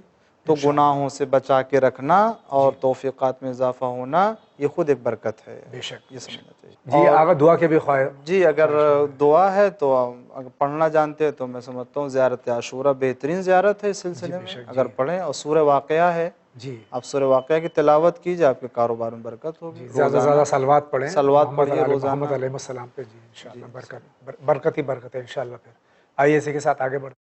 السلام علیکم مولانا. السلام علیکم جاوید بھائی. وعلیکم السلام ورحمۃ اللہ. میرا سوال یہ ہے کہ ہمارے گاؤں میں تھوڑی سی مکان کی زمین ہے باب العواج کو لگ کر. کمیٹی والے بول رہے ہیں کہ وہ زمین دے دو کیونکہ توڑ کر بڑا باب العواج بنانا ہے کرके بول کے, مگر ہم بھی دینا چاہتے ہیں, مگر اگر وہ دے دیں گے تو ہمارے کو رہنے کے لیے جگہ نہیں رہتی, اور ہمارے کو باب العواج کو لگ کر رہنا بہت پسند ہے. مگر وہ لوگ بول رہے کہ دوسری جگہ میں زمین دیتے تمہارے لیے کر کے بول کے, مگر ہمیں وہی پسند ہے کہ باب العواج کے لگ کر رہے تو بہت اچھا رہتا کر کے بول کے. آپ اس کے لیے آپ بتائیں کہ کیا صحیح ہے, کیا ہم لوگ دے دیں یا دوسرے جگہ جائے. خدا حافظ. یہ بھائی سوال کر رہے ہیں کہ کہیں روضے کی شبیہ بن رہی ہے, اس کے لیے ان کی ایک جگہ اراضی ہے جس کو وہ لوگ کہہ رہے ہیں کہ یہ جگہ ہمیں دے دیجئے, لیکن یہ اس کو چھوڑنا نہیں چاہتے ہیں, اس کے قریب رہنا چاہتے ہیں, اور ان کو اس کے متبادل جگہ دی جا رہی ہے لیکن وہ سے دور ہے, اس کو نہیں پسند فرمایا. کشمکش میں کیا کرنا چاہیے؟ دیکھیں یہ خود انسان کے اختیار میں اپنی مرضی ہے ان کی, کیا اگر وہ چاہتے ہیں دے دیں جی, اس کو کوئی دباؤ نہیں ہے. نہیں دینا چاہتے نہ دیں, اس میں بھی کوئی دباؤ نہیں ہے. وہ ان کے اوپر ہے, اگر دے دیں گے تو اچھا ہے, اور نہیں دینا ہے تو یہ معاملہ ایسا خود ان کے نفس سے ہے متعلق, وہ خود کیا چاہتے ہیں, اس میں کوئی دوسرا فیصلہ نہیں کر سکتا. بہت بہت شکریہ. اگلا کال لیتے ہیں. السلام علیکم. علیکم السلام. میں بنگلور سے بات کر رہا ہوں. میں یہ جاننا چاہتا ہوں کہ یہ انگلی میں 2 انگوٹھی پہنی جا سکتی ہے؟ ایسا سننے میں آیا ہے کہ ایک انگلی میں 2 انگوٹھی نہیں پہننا چاہیے. پلیز اس کی وضاحت کر دیجیے. اور بائیں ہاتھ میں انگوٹھی پہننا چاہیے یا نہیں؟ بہت بہت شکریہ آپ کا. یہ انگشتری کے سلسلے میں ان کے ایک سوال ہیں, 2 سوال ہیں. ایک تو یہ کہ پہلی بات تو یہ کہ ان 2 انگلیوں میں مکروہ ہے. جی جی, یہ 2 انگلیوں میں جو ہے انگوٹھی, یعنی کہنا چاہتے ایک انگلی میں 2 انگوٹھیاں پہن سکتے ہیں. اس کا جواب دیا جا چکا, پھر بھی آپ دے دیجیے. اگر دیکھیں 2 انگوٹھی پہنے کوئی حرج نہیں ہے, پہن سکتے, کوئی حرج نہیں ہے. اور دوسرا سوال جو ہے یہ کہ آیا دائیں ہاتھ میں پہنے, یہ تو بائیں ہاتھ میں پہن سکتے ہیں, نہیں بائیں ہاتھ میں بھی پہن سکتے ہیں. اگر دائیں ہاتھ میں ہے تو بائیں ہاتھ میں پہن سکتے ہیں. جی اس میں پہنیے. اور آپ کو انگوٹھی دی گئی ہے آپ کے پاس ہے تو آپ بائیں ہاتھ میں بھی پہن لیجئے. لیکن یہی کہ آپ جو ہے اس میں پہنیے اور کوئی حرج نہیں. ان 2 انگلیوں میں جو ہے یہ مکروہ ہے. ہاں 2 ظاہر سی بات ہے. یہ انگشت شہادت بولتے ہیں, کلمے والی انگلی جسے کہتے ہیں, عام طور سے کلمے والی انگلی بولتے ہیں. جی اس میں نہیں پہننا چاہیے. جی, اور اسی طریقے سے اس انگلی میں نہیں پہننا چاہیے. اس کے بعد جو ہے وہ پہن لیجیے. کوئی آئیے دیکھتے ہیں یہ سوال کہاں سے, کس شہر سے. السلام علیکم. وعلیکم السلام. آپ کا چینل ہم کو بہت پسند ہے, ماشاءاللہ, اور ہمارے گھر میں سب لوگ دیکھتے بھی ہیں یہ چینل. اور میرا کوشچن یہ ہے, کوئی انسان اگر ہم لوگ کے بارے میں, ہمارے بارے میں کچھ الٹا سیدھا کہتا ہے, پھر وہ بات ہم لوگ اپنے ماں باپ کو بتائے تو کیا یہ غیبت میں شمار ہوتا ہے؟ شکریہ. خدا حافظ. یہ ہماری جو بہن ہے سوال کر رہی ہیں کہ اگر ہمارے سامنے ہمارے گھر والوں کی, ہمارے والدین کی کوئی برائی کرے, اس کو آ کے ہم اپنے والدین سے بیان کر سکتے ہیں, غیبت تو نہیں ہے؟ دیکھیے اگر یہ برائی ایسا ہے کہ جس کے ذریعے سے فساد پھیلنے کا خطرہ ہے, جی, اور کوئی ایسی برائی ہے کہ جو واقعاً پائی جاتی ہے, اس کو ماں باپ کو بیان کر کے وہ برائی دور کر سکتے ہیں. یہ بھی اگر حقیقت نہیں ہے تو آپس میں برائیاں پھیل رہی ہیں, جی, اس غرض سے بیان کریں گے, کوئی حرج نہیں ہے. بہت بہت شکریہ. آگے بڑھتے ہیں. السلام علیکم. میں فاروق عابدی جوگیشوری ویسٹ سے بات کر رہا ہوں. مجھے آج جو CD ون چینل پر مولانا فیروز حیدر کی مجلس کی چل رہی تھی, اس کی ایک کاپی چاہیے, جو میں کسی دوست کو دینا چاہ رہا ہوں جو ہندو ہے. برائے کرم میری اس گزارش کو ایکسیپٹ کیجیے. شکریہ. भाई आपने जो फरमाइश की है ख़तीब अहल बैत हज़रत अल्लामा सैयद फ़िरोज़ हैदर साहब आबदी अल्लाह मक़ामहू की सीडी के सिलसिले में इंशाअल्लाह आप जो है चैनल 11 के दफ्तर में फ़ोन कीजिए, इंशाअल्लाह आपको वो सीडी मुहैया करा दी जाएगी। बहुत बहुत शुक्रिया। इसी के साथ आगे बढ़ते हैं। हमारा नाम जो है मोहम्मद अजीम है और डिस्ट्रिक्ट मुजफ्फरनगर गांव भटोड़ा से। मेरा सवाल ये है कि क्या नमाज जुमा गैबत इमाम ज़माना अलैहिस्सलाम में वाजिब है या नहीं है? ये हमारे भाई पूछ रहे हैं कि गैबत इमाम ज़माना अज्जलल्लाहु ताला फ़रजहु शरीफ की गैबत के ज़माने में वाजिब है या नहीं है। देखें, किसी भी मर्जे ने गैबत कुबरा में नमाज जुमा को वाजिब करार नहीं दिया है, बल्कि वाजिब तख़यीरी करार दिया है। यानी अगर जुमा के दिन जुमा शराइत के साथ हो रहे तो फिर या ज़ुहर की नमाज़ पढ़े, जुमा की नमाज़ पढ़ लिया है तो फिर ज़ुहर की पढ़ने की ज़रूरत नहीं है, और अगर नहीं पढ़ा तो फिर ज़ुहर उसे पढ़नी चाहिए। वाजिब ऐनी के उन्वान से किसी ने फतवा नहीं दिया है। जी बहुत बहुत शुक्रिया। इसी के साथ में हम देखते हैं अगला सवाल कहाँ से। मैं पटना बिहार से बोल रही हूँ। मेरा नाम मुसब्बिहा नकी है। मेरा सवाल ये है कि जैसे कि कहीं महफिल वगैरह या फ़ज़ाइल अली हदीस में होते हैं तो मेरे मुंह से बेसाख्ता नारे हैदरी निकल जाता है। अल्हम्दुलिल्लाह। तो कुछ लोगों को यानी इतराज़ होता है कि क्यों ये नारे हैदरी, क्यों नहीं नारे तकबीर कहा जाए। और दूसरा सवाल ये है कि जनाब अब्दुल्ला यानी जनाब शौहर यानी जनाब ज़ैनब के शौहर की 2 शादियाँ हुई थी, इसलिए कि हमने एक हदीस में देखा था कि और पहली माँ से और मोहम्मद दूसरी माँ से पढ़ा था हमने हदीस में। ये कहाँ तक सही है, हमको ज़रा सही बताइएगा हमको। बहुत बहुत आपका शुक्रिया।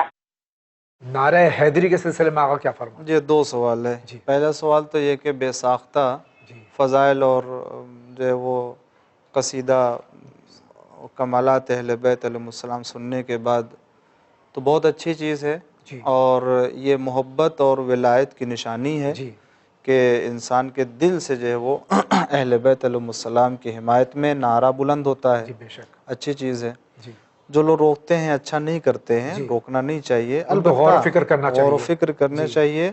अलबत्ता अगर उनका ये कहना नारे तकबीर बुलंद करना चाहिए तो वो भी करना चाहिए, उसमें भी कोई हरज नहीं है। उस नारे के खिलाफ थोड़ी, उसके नारे के खिलाफ नहीं है ना कोई जो है वो कहता है तकबीर अल्लाहु अकबर, अल्लाह तो सबसे बड़ा है ही है, और उसी ने ये कमालात अता किए हैं अहले बैत अलैहिस्सलाम को, तो इसमें कोई अच्छी जो है वो हरज नहीं है, अच्छी चीज़ है। दूसरा मसला जहाँ तक ये है कि तारीख़ी एक सवाल किया है कि जनाब औन और जनाब मोहम्मद। देखें ये सच है कि जनाब जाफ़र तैयार के बेटे जनाब अब्दुल्ला जनाब अब्दुल्ला बिन जाफ़र तैयार इनकी 2 शादी हुई थी, जैसा कि मक़ातिलुत तालिबीन में लिखा है इब्न शहर आशूब ने, और उसमें लिखा है कि जनाब औन इब्न अब्दुल्ला ये जनाब ज़ैनब सलामुल्लाह अलैहा से पैदा हुए हैं। इनकी मादर गिरामी जनाब औन की जनाब ज़ैनब सलामुल्लाह अलैहा है। और जहाँ तक मोहम्मद हैं वो मोहम्मद दूसरी बीवी से जनाब अब्दुल्ला बिन जाफ़र के पैदा हुए, उनकी मादर गिरामी जैसा कि मक़ातिलुत तालिबीन में लिखा है उनकी मादर गिरामी का नाम जनाब खौसा बिनते हफ्स है, उस माँ से वो पैदा हुए।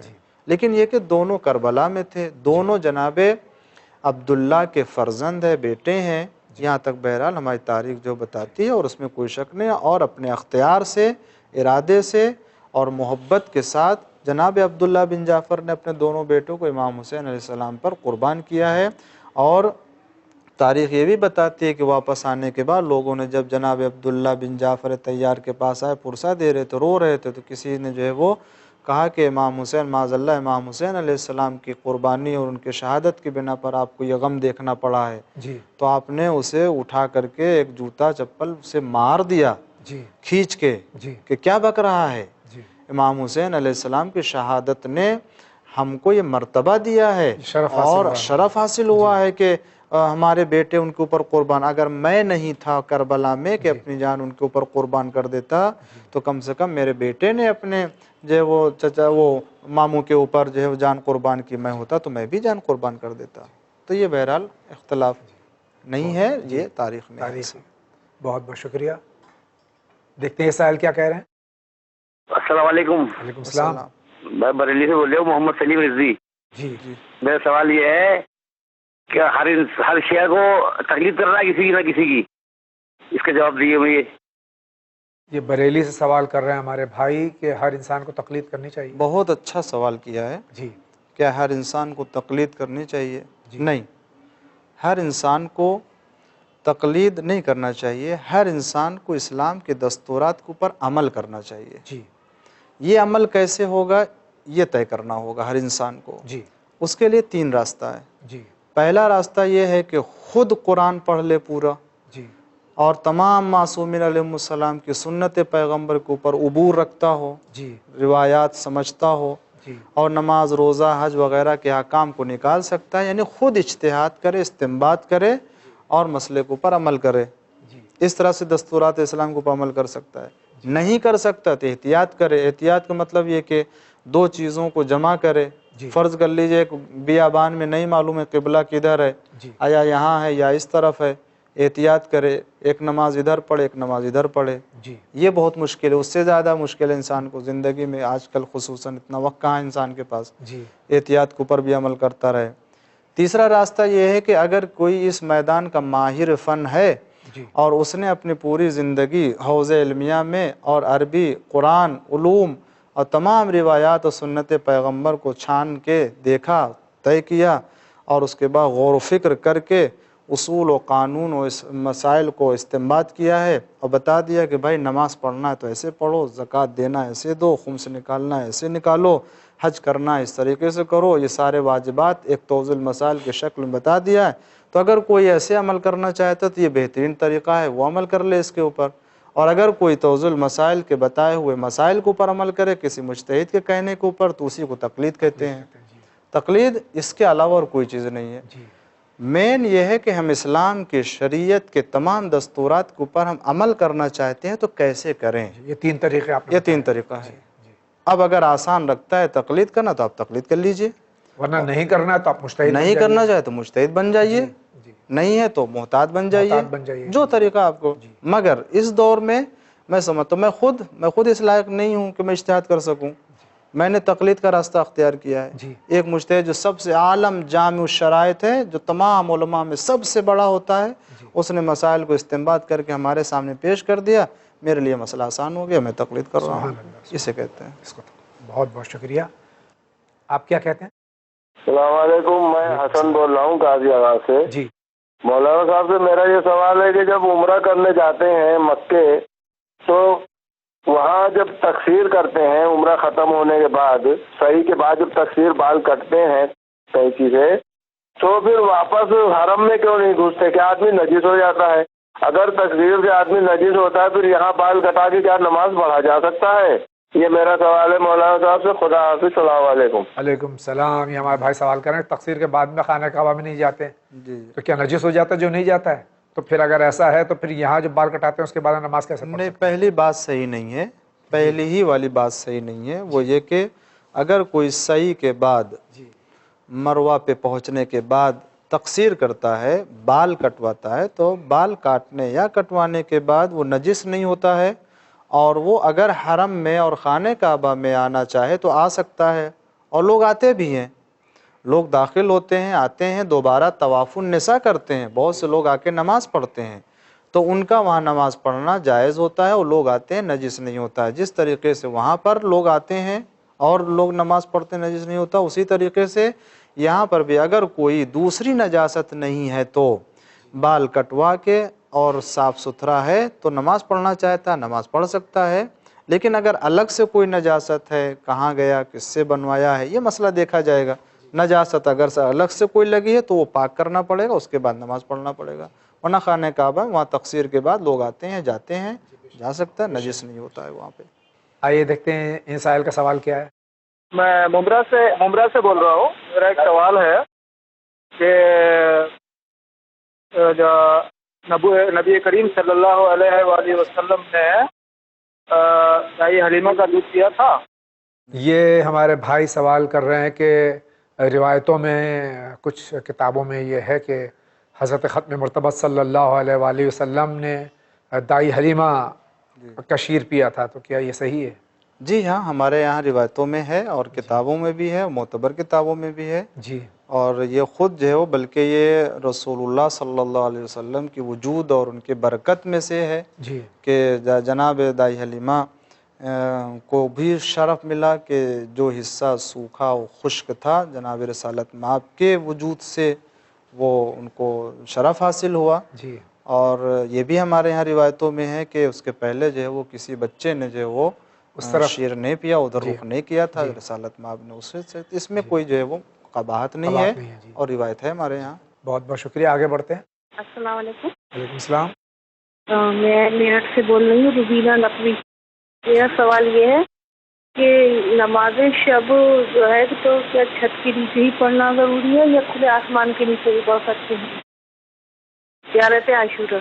زیارت عاشورہ، یہ ہماری بہن فرما رہی ہیں کہ زیارت عاشورہ کھلی چھت کے نیچے یعنی کھلے آسمان کے نیچے پڑھ سکتے ہیں یا چھت کے نیچے ہی پڑھ سکتے بہتر ہے اگر زیر آسمان پڑھیں جی تو اچھی چیز ہے، نہیں ہے تو جہاں بھی پڑھنے کا موقع ملے پڑھ فلیٹ سکتے ہیں۔ سسٹم میں تو کھلا فلیٹ آسمان سسٹم اور ہے، زیر جی، آسمان نہیں پڑھ سکتے ہیں، تو پڑھ سکتے ہیں جہاں بھی موقع ملے پڑھنا زیارت عاشورہ چاہیے، پڑھنا چاہیے، پڑھ لینا چاہیے۔ بہت بہت شکریہ آغا۔ آگے دیکھتے ہیں یہ سوال کہاں سے۔ میں کانپور شہر سے بول رہی ہوں، مجھے یہ پتہ کرنا ہے کہ میرے شہر میں اوپر کے ہال میں مسجد ہے اور نیچے کے ہال میں امام باڑہ ہے، تو کیا میں حالت نجاست میں نیچے والے ہال میں جا سکتی ہوں؟ شکریہ۔ کسی ایسے مقام پہ جہاں اوپر فرسٹ فلور پہ مسجد ہو اور نیچے امام بارگاہ ہو یا ہال ہو تو وہاں نجاست کے عالم میں نیچے جایا جا سکتا ہے؟ دیکھیں، پہلا مسئلہ تو مسجد کا ہے، یہ طے ہونا چاہیے کہ مسجد اوپر ہے۔ جی اگر اوپر ہے تو مسجد کا حکم یہ ہے کہ نیچے سے اوپر تک مسجد ہوتی ہے۔ جی اور یہ کیسے پتہ چلے گا مسجد؟ تو مسجد بنانے والے یا ذمہ دار سے پوچھا جائے گا کہ آیا یہ مسجد کا صیغہ جی اور یہ وقف مسجد کے لیے جگہ کی گئی ہے، یہ مسجد کے عنوان سے قائم کر رہے ہیں؟ اگر مسجد کے عنوان سے اس جگہ کو بنایا تو نیچے سے لے کے اوپر تک مسجد ہے، جی، اس میں حالت نجاست میں نہیں جایا پھر جا اس میں سکتا۔ نہیں جا سکتے۔ جی لیکن اگر اوپر سے مسجد نہیں ہے، کیونکہ مسجد ایسے نہیں ہوتی ہے، وہ بیت الصلاۃ ہے، جی وہ نماز پڑھنے کے لیے ایک جگہ کو مقرر کر دیا ہے، وہ جگہ اگر وہ ہے تو وہ ایک جگہ ہے جو نماز پڑھنے کی جگہ ہے، مسجد کا عنوان اس میں نہیں ہے تو اس میں جانے میں کوئی حرج نہیں ہے۔ جی بہت بہت شکریہ۔ اگلا کال۔ مجھے جاننا ہے زکوٰۃ جس کو واجب کرنا چاہیے اور زکوٰۃ جس کو واجب کرتے ہیں، جس کو دیتے ہیں ٹرسٹ اور اس کو، تو اس سے حساب لے سکتے ہیں تو زکوٰۃ کا کیا ہوگا؟ یہ ہمارے بھائی غالباً یہ پوچھنا چاہ رہے ہیں کہ زکوٰۃ کن حضرات کو دی جا سکتی ہے اور جن کو دی جاتی ہے کیا ان سے حساب لیا جا سکتا ہے؟ دیکھیں، زکوٰۃ کے مستحقین جو مستحق زکوٰۃ ہے ان میں فقیر ہیں، مسکین ہیں اور مؤلفۃ القلوب ہے۔ مؤلفۃ القلوب یعنی جن کو دین کی طرف اور اسلام کی طرف راغب کیا جا سکتا ہے، ایمان ضعیف ہے، ان کو سمجھایا جا سکتا ہے تو وہ آ جائیں گے، ان کے لیے اگر کچھ خرچ کرنا چاہتے کر سکتے ہیں۔ مسافر ہیں، جو مسافر ہیں، پیسہ نہیں رہ گیا ان کے پاس سفر میں، ان کو دے سکتے ہیں۔ اور اسی طریقے سے جو لوگ زکوٰۃ کا کاروبار یعنی جو معاملہ یعنی جمع کرنے کے لیے عامل ہیں، خود زکوٰۃ جمع کرتے ہیں، لے کے آتے ہیں، ان کا کام دوسرا نہیں ہے، ان کو دے سکتے ہیں زکوٰۃ۔ یہ افراد ہیں جو مستحقین زکوٰۃ مانے جاتے ہیں۔ جی، اب رہ گیا مسئلہ کہ کیا حساب و کتاب کر سکتے ہیں؟ حساب و کتاب مسئلہ یہ ہو کہ اگر آپ نے ان کو بھیجا زکوٰۃ وصولنے کے لیے تو حساب کتاب تو کرنا ہی پڑے گا کہ بھائی کیا حاصل کیا، کتنا لائے، کیا حساب ہے، جی وہ تو کرنا ہی پڑے گا۔ جی بہت بہت شکریہ۔ اگلا کال۔ ناصر ناصر میرا نام ہے، میں لکھنؤ میں رہتا ہوں، وکرمادتیہ مارگ لکھنؤ سے بول رہا ہوں۔ میرا سوال یہ ہے کہ کیا دینی کتابیں اردو کے علاوہ دیگر زبانوں میں پڑھنا جائز ہے کہ نہیں؟ آغا، آج ہمارے ملک میں، ہمارے معاشرے میں ہماری زبان، پیاری میٹھی زبان اردو، اس کو اکثریت اب بدقسمتی سے نہیں جانتی ہے، لیکن اب ظاہر کے زمانے کے ساتھ چل رہے ہیں تو دوسری جو کہ ہماری یہاں زبانیں رائج ہیں اس میں ہماری دینی کتابیں چھپ رہی ہیں، تو کیا اس میں پڑھنا صحیح ہے؟ صحیح ہے، دین کی بات کسی بھی زبان میں. جی آج قرآن بھی اگر قرآن عربی زبان ہے اس کی زبان عربی ہے، تو اس کا یہ مطلب نہیں ہوتا ہے کہ جتنے بھی قرآن کے دستورات ہیں وہ سب عربی میں ہوں. جی قرآن فطرت کی زبان میں بولتا ہے، جی انسانی فطرت کی زبان رکھتا ہے قرآن. اور جو حقائق ان کے اندر ہے، اسلام انسان کو، دنیا کے جتنے بھی انسان ہیں، آپ ان حقائق کو انسان کے سامنے پیش کریں وہ سمجھے گا. جی اب اگر یہ کسی کی زبان جو ہے وہ اردو نہیں ہے، کسی کی زبان فارسی، کسی کی زبان جو ہے وہ دوسری بنگالی، کسی کی زبان جو بھی، آپ اس زبان میں اس کو قرآن بتائیے، دین کی بات سمجھائیے، اچھی بات ہے، جائز ہے. کسی بھی زبان میں دین کی بات سمجھ سکتے ہیں اور لکھ سکتے ہیں، چھپا سکتے ہیں. بہت بہت شکریہ. اگلا کال. جی السلام علیکم، میں اظہر حسین اترولہ سے بول رہا ہوں. میرا سوال ہے کہ نماز مغربین کے بعد نماز شب پڑھ سکتے ہیں کہ نہیں پڑھ سکتے ہیں؟ اس کا جواب دے دیں، شکریہ. خدا حافظ. یہ ہمارے بھائی پوچھ رہے ہیں کہ نماز مغربین کے بعد میں نماز شب پڑھ سکتے ہیں فوراً؟ جی مغربین کے بعد اگر نماز شب پڑھنا چاہتے ہیں کسی عذر کی بنا پر پڑھ سکتے ہیں. جی یعنی اگر معلوم ہے نہیں اٹھ سکیں گے یا موقع ملے موقع نہیں ملے گا، جی تو اس کو پہلے انجام دے سکتے ہیں. جی بہت بہت شکریہ. آپ کیا کہنا چاہتے ہیں؟ السلام علیکم، میں زویا بول رہی ہوں جی ممبئی سے. مجھے یہ جاننا ہے کہ شادی کے لیے کوئی دعا ہے تو آپ بتا دیجئے. کئی بار شادی کے لیے دعائیں بتائی جا چکی ہیں، لیکن پھر ایک بار آپ سے درخواست ہے کہ لوگ پریشان ہیں جن کی شادیاں نہیں ہو رہی ہیں. جی نظر مان لیں. جی اور اس نظر میں دیکھیں 5 روزہ بھی بہت ہی اہم ہے. جی کسی بھی نظر کے لیے اگر آپ 5 روزہ رکھنے کے لیے کہ اگر بھی میری مراد پوری ہو گئی تو میں 5 روزہ پنجتن پاک کے نام سے رکھوں گا، تو بھی جو ہے وہ مؤثر ہے، انشاءاللہ حاجت پوری ہوگی. اس کے علاوہ زیارت عاشورہ 40 دن مسلسل پڑھیے اس نیت سے، انشاءاللہ مشکل دور ہو جائے گی اور مراد پوری ہو جائے گی. بہت بہت شکریہ. ہم دیکھتے ہیں یہ کال کہاں سے ہے.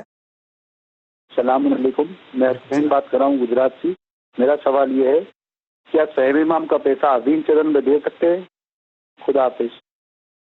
یہ سوال ہمارے بھائی کر رہے ہیں کہ سہم امام کا پیسہ جو ہے چینل ون میں، جیسے کہ بار بار اسکرول پہ ٹیلی ویژن اسکرین پہ بتایا جا رہا ہے، آپ ایک بار اگر پھر سے اس کو دہرا دیں. جی بے شک دے سکتے ہیں، اور کافی یہاں سے اس طرح کے بیانات آئے بھی ہیں جی، اور لوگوں کو تشویق بھی دلائی جا رہی ہے. جی اور دوسری بات آپ نے بھی کئی بار اس بات کی طرف توجہ دلائی جی کہ ون چینل کے پاس جو ہے وہ تمام مراجع اعظام کے اجازہ موجود ہے، جی لہٰذا سہم امام اور اسی طریقے کے دوسرے رقم کے بھی لیے بھی کہا گیا اگر آپ بھیجنا چاہتے ہیں تو بھیجیے، اور ون چینل اس کو قبول کرتا ہے. بھیجیے اور ضرور بھیجیے، کیونکہ یہ ایک مؤثر طریقہ ہے تعلیمات محمد رضا علیہ محمد علیہ السلام کو پھیلانے کا. آپ کا بہت بہت شکریہ. اسی کے ساتھ میں ہم دیکھتے ہیں نیکسٹ کال کہاں سے ہے. السلام علیکم. وعلیکم السلام. میں شکیل نوگامی میرٹھ سے بول رہا ہوں. قبلہ میرا سوال یہ ہے کہ جب آخری امام کا ظہور ہوگا انشاءاللہ تو آپ دنیا سے ظلم و ستم کو ختم کریں گے اور پوری دنیا میں عدل و انصاف قائم ہوگا. اس کا مطلب یہ ہوا کہ پوری دنیا میں مومن باقی رہیں گے، یعنی سب مومن ہوں گے. اور اللہ تعالیٰ ارشاد فرماتا ہے کہ جب تک ایک مومن بھی دنیا میں باقی رہے گا تب تک قیامت نہیں آئے گی. تو کیا یہ دنیا کے سارے مومن ختم ہو جائیں گے جب قیامت آئے گی؟ السلام علیکم. یہ آغا بھائی فرما رہے ہیں کہ جب دنیا میں کوئی مومن نہیں رہے گا تب قیامت آئے گی، ایسا کچھ ہے کیا؟ ایسے کوئی روایت میری نظر میں نہیں ہے، اور نہ یہ کتاب میں، نہ یہ کہ قرآن میں کہیں ہے کہ جب تک جو ہے وہ مومن اس دنیا میں رہے گا قیامت نہیں آئے گی. ایسا کچھ بھی نہیں ہے. اور رہ گئی بات یہ کہ امام زمانہ علیہ السلام کے دور حکومت میں کیا سب لوگ مومن ہوں گے؟ تو یقیناً وہاں پر نیکیاں زیادہ ہوں گی اور ہر طرف انصاف ہوگا، ہر طرف جو ہے وہ حق کا بول بالا ہوگا، مگر وہیں پر عدل و انصاف قائم کرنے کے لیے دستورات بھی ہوں گے، عدالتیں بھی ہوں گی، اور ان سب چیزوں کا ہونے کا مطلب یہ ہے کہ برے لوگ بھی ہوں گے، لیکن وہاں پر کوئی ناانصافی نہیں ہوگی. جو ظلم کرے گا اس کو ظلم کی سزا دی جائے گی، اور جو نیک کام کرے گا اس کو انعام دیا جائے گا. اس میں کسی طرح کو کوئی جو ہے وہ ناانصافی نہیں کر سکتا ہے۔ آج اگر کوئی یہ مسئلہ اٹھاتا ہے تو 2 گواہ لے کے آنا پڑتا ہے، وہ ثابت کرنا پڑتا، وہ بھی نہیں کر پاتا۔ امام زمانہ علیہ السلام کو گواہوں کی ضرورت نہیں پڑے گی، وہ مسائل کو خود جو ہے وہ اپنے علم کی بنیاد پر حل کریں گے، کسی طرح کوئی ظلم نہیں ہوگا۔ ایسا نہیں ہے کہ اس دور میں بھی سب مومن ہوں گے، کوئی بھی برا نہیں ہوگا، نہیں اچھے برے سب ہوں گے، مگر انصاف ہوگا، یقیناً انصاف ہوگا، عدل و انصاف کا جو بول بالا ہوگا، فوقیت ہوگی اس دور میں ہوگا، اس دور میں انشاءاللہ۔ آئیے دیکھتے ہیں اگلا کال کہاں سے۔ السلام علیکم۔ وعلیکم السلام۔ رضوی گجرات مہوا سے بات کر رہا ہوں۔ میرا سوال قبلہ سے یہ ہے کہ جو امام نماز پڑھاتے ہیں امام کو، تو کیا وہ اپنی نیت کرتے ہیں یا امام کی نیت کرتے ہیں؟ اگر امام کی نیت کرتے ہیں تو ان کی نیت باطل، اور اگر ہم اپنی نیت کرتے ہیں تو امام کی نیت باطل۔ تو برائے مہربانی اس کا جواب دیں آج کے ہفتے میں، شکریہ۔ آغا اس کا جواب کم سے کم مجھے یاد ہے 3 یا 4 بار دیا جا چکا ہے، لیکن پھر بھی بہرحال جی اس طرح کے بہت سے مسائل ہیں جن کے کئی بار جواب دیا جاتا ہے۔ دیکھیں یہاں پر جو مسئلہ جماعت کا مسئلہ سمجھیے، اسی لیے بات کہی جاتی ہے توضیح المسائل پڑھیے تاکہ مسائل کا علم ہو۔ جماعت کے احکام ہے، جماعت کے لیے یہ ہے کہ اگر کوئی شخص امامت کے لائق ہے اور وہ نماز پڑھ رہا ہے تو آپ اس کے پیچھے نماز پڑھ سکتے ہیں، آپ اس کی اقتداء میں نماز پڑھ سکتے ہیں۔ ضروری نہیں ہے کہ آپ اس کا نام جانتے ہوں اور آپ جو ہے وہ اس کے شجرے کو جانتے ہوں، یہ سب ضروری نہیں ہے۔ آپ ایسے شخص کے پیچھے نماز پڑھ سکتے جو نماز پڑھا سکتا ہے۔ اسی طریقے سے وہ فرد جو یا وہ امام کے جو نماز پڑھا رہا ہے اس کے لیے یہ ضروری نہیں ہے کہ یہ نیت کرے کہ میں نماز پڑھا رہا ہوں۔ اگر وہ اپنی نماز پڑھ رہا ہے اور دوسرے لوگ آ کر کے اس کی جماعت میں شریک ہوں یا اس کی نماز میں شریک ہو کے اقتداء کر لیں، ان کی جماعت کی نماز ہو جائے گی، وہ نیت کرے یا نہ، نہیں کہتے ہیں سوائے نماز جمعہ کے، سوائے نماز جمعہ، وہ نماز جمعہ کا الگ مسئلہ ہے۔ نماز جمعہ کے لیے امام کے لیے ہے کہ اس کو باقاعدہ پڑھانے کی بھی نیت کرنی چاہیے، لیکن بقیہ نمازوں کے لیے ایسا کوئی حکم نہیں ہے۔ یہ سائل کیا کہنا چاہتے ہیں دیکھتے ہیں۔ السلام علیکم۔ وعلیکم السلام۔ میں پونا سے شاہنواز قاضی بول رہا ہوں جی۔ میرا سوال ایسا ہے حضرت کہ میری ایک خالہ جان ہے جو کلیان میں رہتی ہیں، ان کی طبیعت ناساز ہے، طبیعت خراب ہوتی ہے، اور ان کے کچھ کورٹ میں مسئلے چل رہے ہیں، اس میں ان کو فائز نہیں مل رہا ہے۔ اس طرح کا سوال ہے، ان کو اس کورٹ میں فائز ملے اور ان کی طبیعت جو خراب ہوتی ہے، بار بار پریشان رہتے ہیں، وہ طبیعت خراب رہتی ہے، ان کو تھوڑا فائز ملے، ان کی طبیعت بھی ٹھیک ہو جائے، اس لیے مولانا صاحب سے دعا کی درخواست۔ السلام علیکم۔ ہم بھی دعا کرتے ہیں کہ اللہ تعالیٰ آپ کی خالہ کو اور جملہ مومنین و مومنات کو صحت کاملہ اور عاجلہ محمد اور آل محمد علیہ السلام کے صدقے میں عطا فرمائے۔ اور آغا ان کی درخواست دعا کے لیے ہم بھی دعا کرتے ہیں مومنہ کے لیے، پروردگار عالم خاص طور سے اس مومنہ کے لیے اور دیگر تمام وہ مومنہ کے جو اس دنیا میں ہیں اور بیمار ہیں، مریض ہیں، پروردگار عالم سے درخواست کرتا ہوں پروردگار تو اپنے کمال اور جمال، تو اپنے قدرت اور اپنے تمام اسماء حسنہ کا تیری بارگاہ میں اس کا واسطہ دے کر کے پروردگار بہترین مخلوق جو محمد آل محمد علیہ السلام ہیں، ان کے توسط سے کہ اس مومنہ کو اور دیگر تمام وہ مومنین و مومنات جو مریض ہیں شفا عاجل و کامل عنایت فرمائے۔ الہی آمین۔ آغا اسی کے ساتھ میں کچھ ہمارے واٹس ایپ کے ذریعے سوالات بسم اللہ دیتے ہیں۔ السلام علیکم۔ السلام علیکم السلام۔ میرا نام رضوان ہے، میں امروہہ سے ہوں۔ میرا سوال ہے کہ جو بھی قتل عام عراق اور سیریا میں ہو رہا ہے تو اس کو انجام دینے والے افراد کسی معجزے سے ختم کیوں نہیں کر دیتا اللہ تعالیٰ؟ تو یہ سوال تو سب سے پہلے رسول اللہ صلی اللہ علیہ وسلم کے بارے میں ہو سکتا ہے جی، کہ کیا ضرورت تھی جنگ بدر، جنگ خندق، جنگ حنین، فتح مکہ کے لیے اتنے ہزار مسلمانوں کو جمع کر کے لے جاتے؟ خداوند عالم چاہتا تو ایک بار میں مکہ کو فتح کر دیتا اور جتنے دشمن تھے کفار و مشرکین تو ان سب کو بھی فنا کر دیتا ایک کرامت کے ذریعے سے۔ اور پیغمبر اسلام تو اپنے زمانے میں معجزات کو بھی دکھا رہے تھے، کرامتیں بھی ظاہر کر رہے تھے، وہ سب ہو سکتا تھا۔ لیکن پھر یہاں انسان کا امتحان کہاں جاتا، آزمائش کہاں ہو جاتی؟ سببی دنیا ہے یہ یہ دنیا اسباب دنیا ہے. یہاں پر انسان کو ان تمام اسباب و عوامل کے ساتھ زندگی بسر کرنا ہے. یہی مسائل ہیں جو دنیا میں آج ہیں. ان سب سے ہم جب الجھیں گے اور ان کو ہم اپنے ایمان کے جو ہے وہ تناظر میں دیکھیں گے، آیا ہم کو ان کے ساتھ جانا ہے یا ان کا مقابلہ کرنا ہے، اس کے بعد خداوند عالم ہم کو اجر دے گا. ہم اس دنیا میں اگر حق کے اوپر رہتے ہوئے کسی مصیبت کو برداشت کرتے ہیں تو پروردگار عالم کی بارگاہ میں کسی مستحق ہوں گے اجر کے، ثواب کے، درجات بلند ہوں گے. لیکن اگر ہم بیٹھے رہیں پروردگار عالم اپنی کرامتوں سے ہمارے تمام مسائل حل کر دے تو پھر ہم کس اجر کے مستحق ہوں گے، کس درجے کے وہاں مالک بنیں گے؟ اللہ تعالیٰ نے انسان کو اختیار دے کر کے اس دنیا میں بھیجا ہے تاکہ وہ جس طریقے سے چاہے ان تمام مسائل سے مقابلہ کرے. اگر باطل کا ہے تو اس کو چاہیے کہ آ کر کے مقابلہ کرے، حق ہے تو حق کا ساتھ دے. لیکن اگر وہ صرف کرامتوں کے ذریعے سے کرنا چاہتا ہے تو پھر اس میں انسان کو کوئی اختیار نہیں رہ جاتا. اختیار نہیں ہوگا تو اس میں کسی طریقے کے اجر و ثواب کا بھی استحقاق بھی نہیں رہ جاتا ہے. ہم اتنی دور بیٹھے تو کم از کم ہم دعا ہی کریں تو جی ظاہر سی بات ہے. تو اگر پہنچ اسی لیے بہت سے ہمارے یہاں کا، ورنہ جو وہ خداوند عالم نے قرآن میں حکم دیا ہے جہاد کرنے کے لیے، خداوند عالم نے دشمنوں سے لڑنے کے لیے حکم دیا ہے، ان کا درجہ بلند کرنے کا جو ہے وہ وعدہ کیا ہے.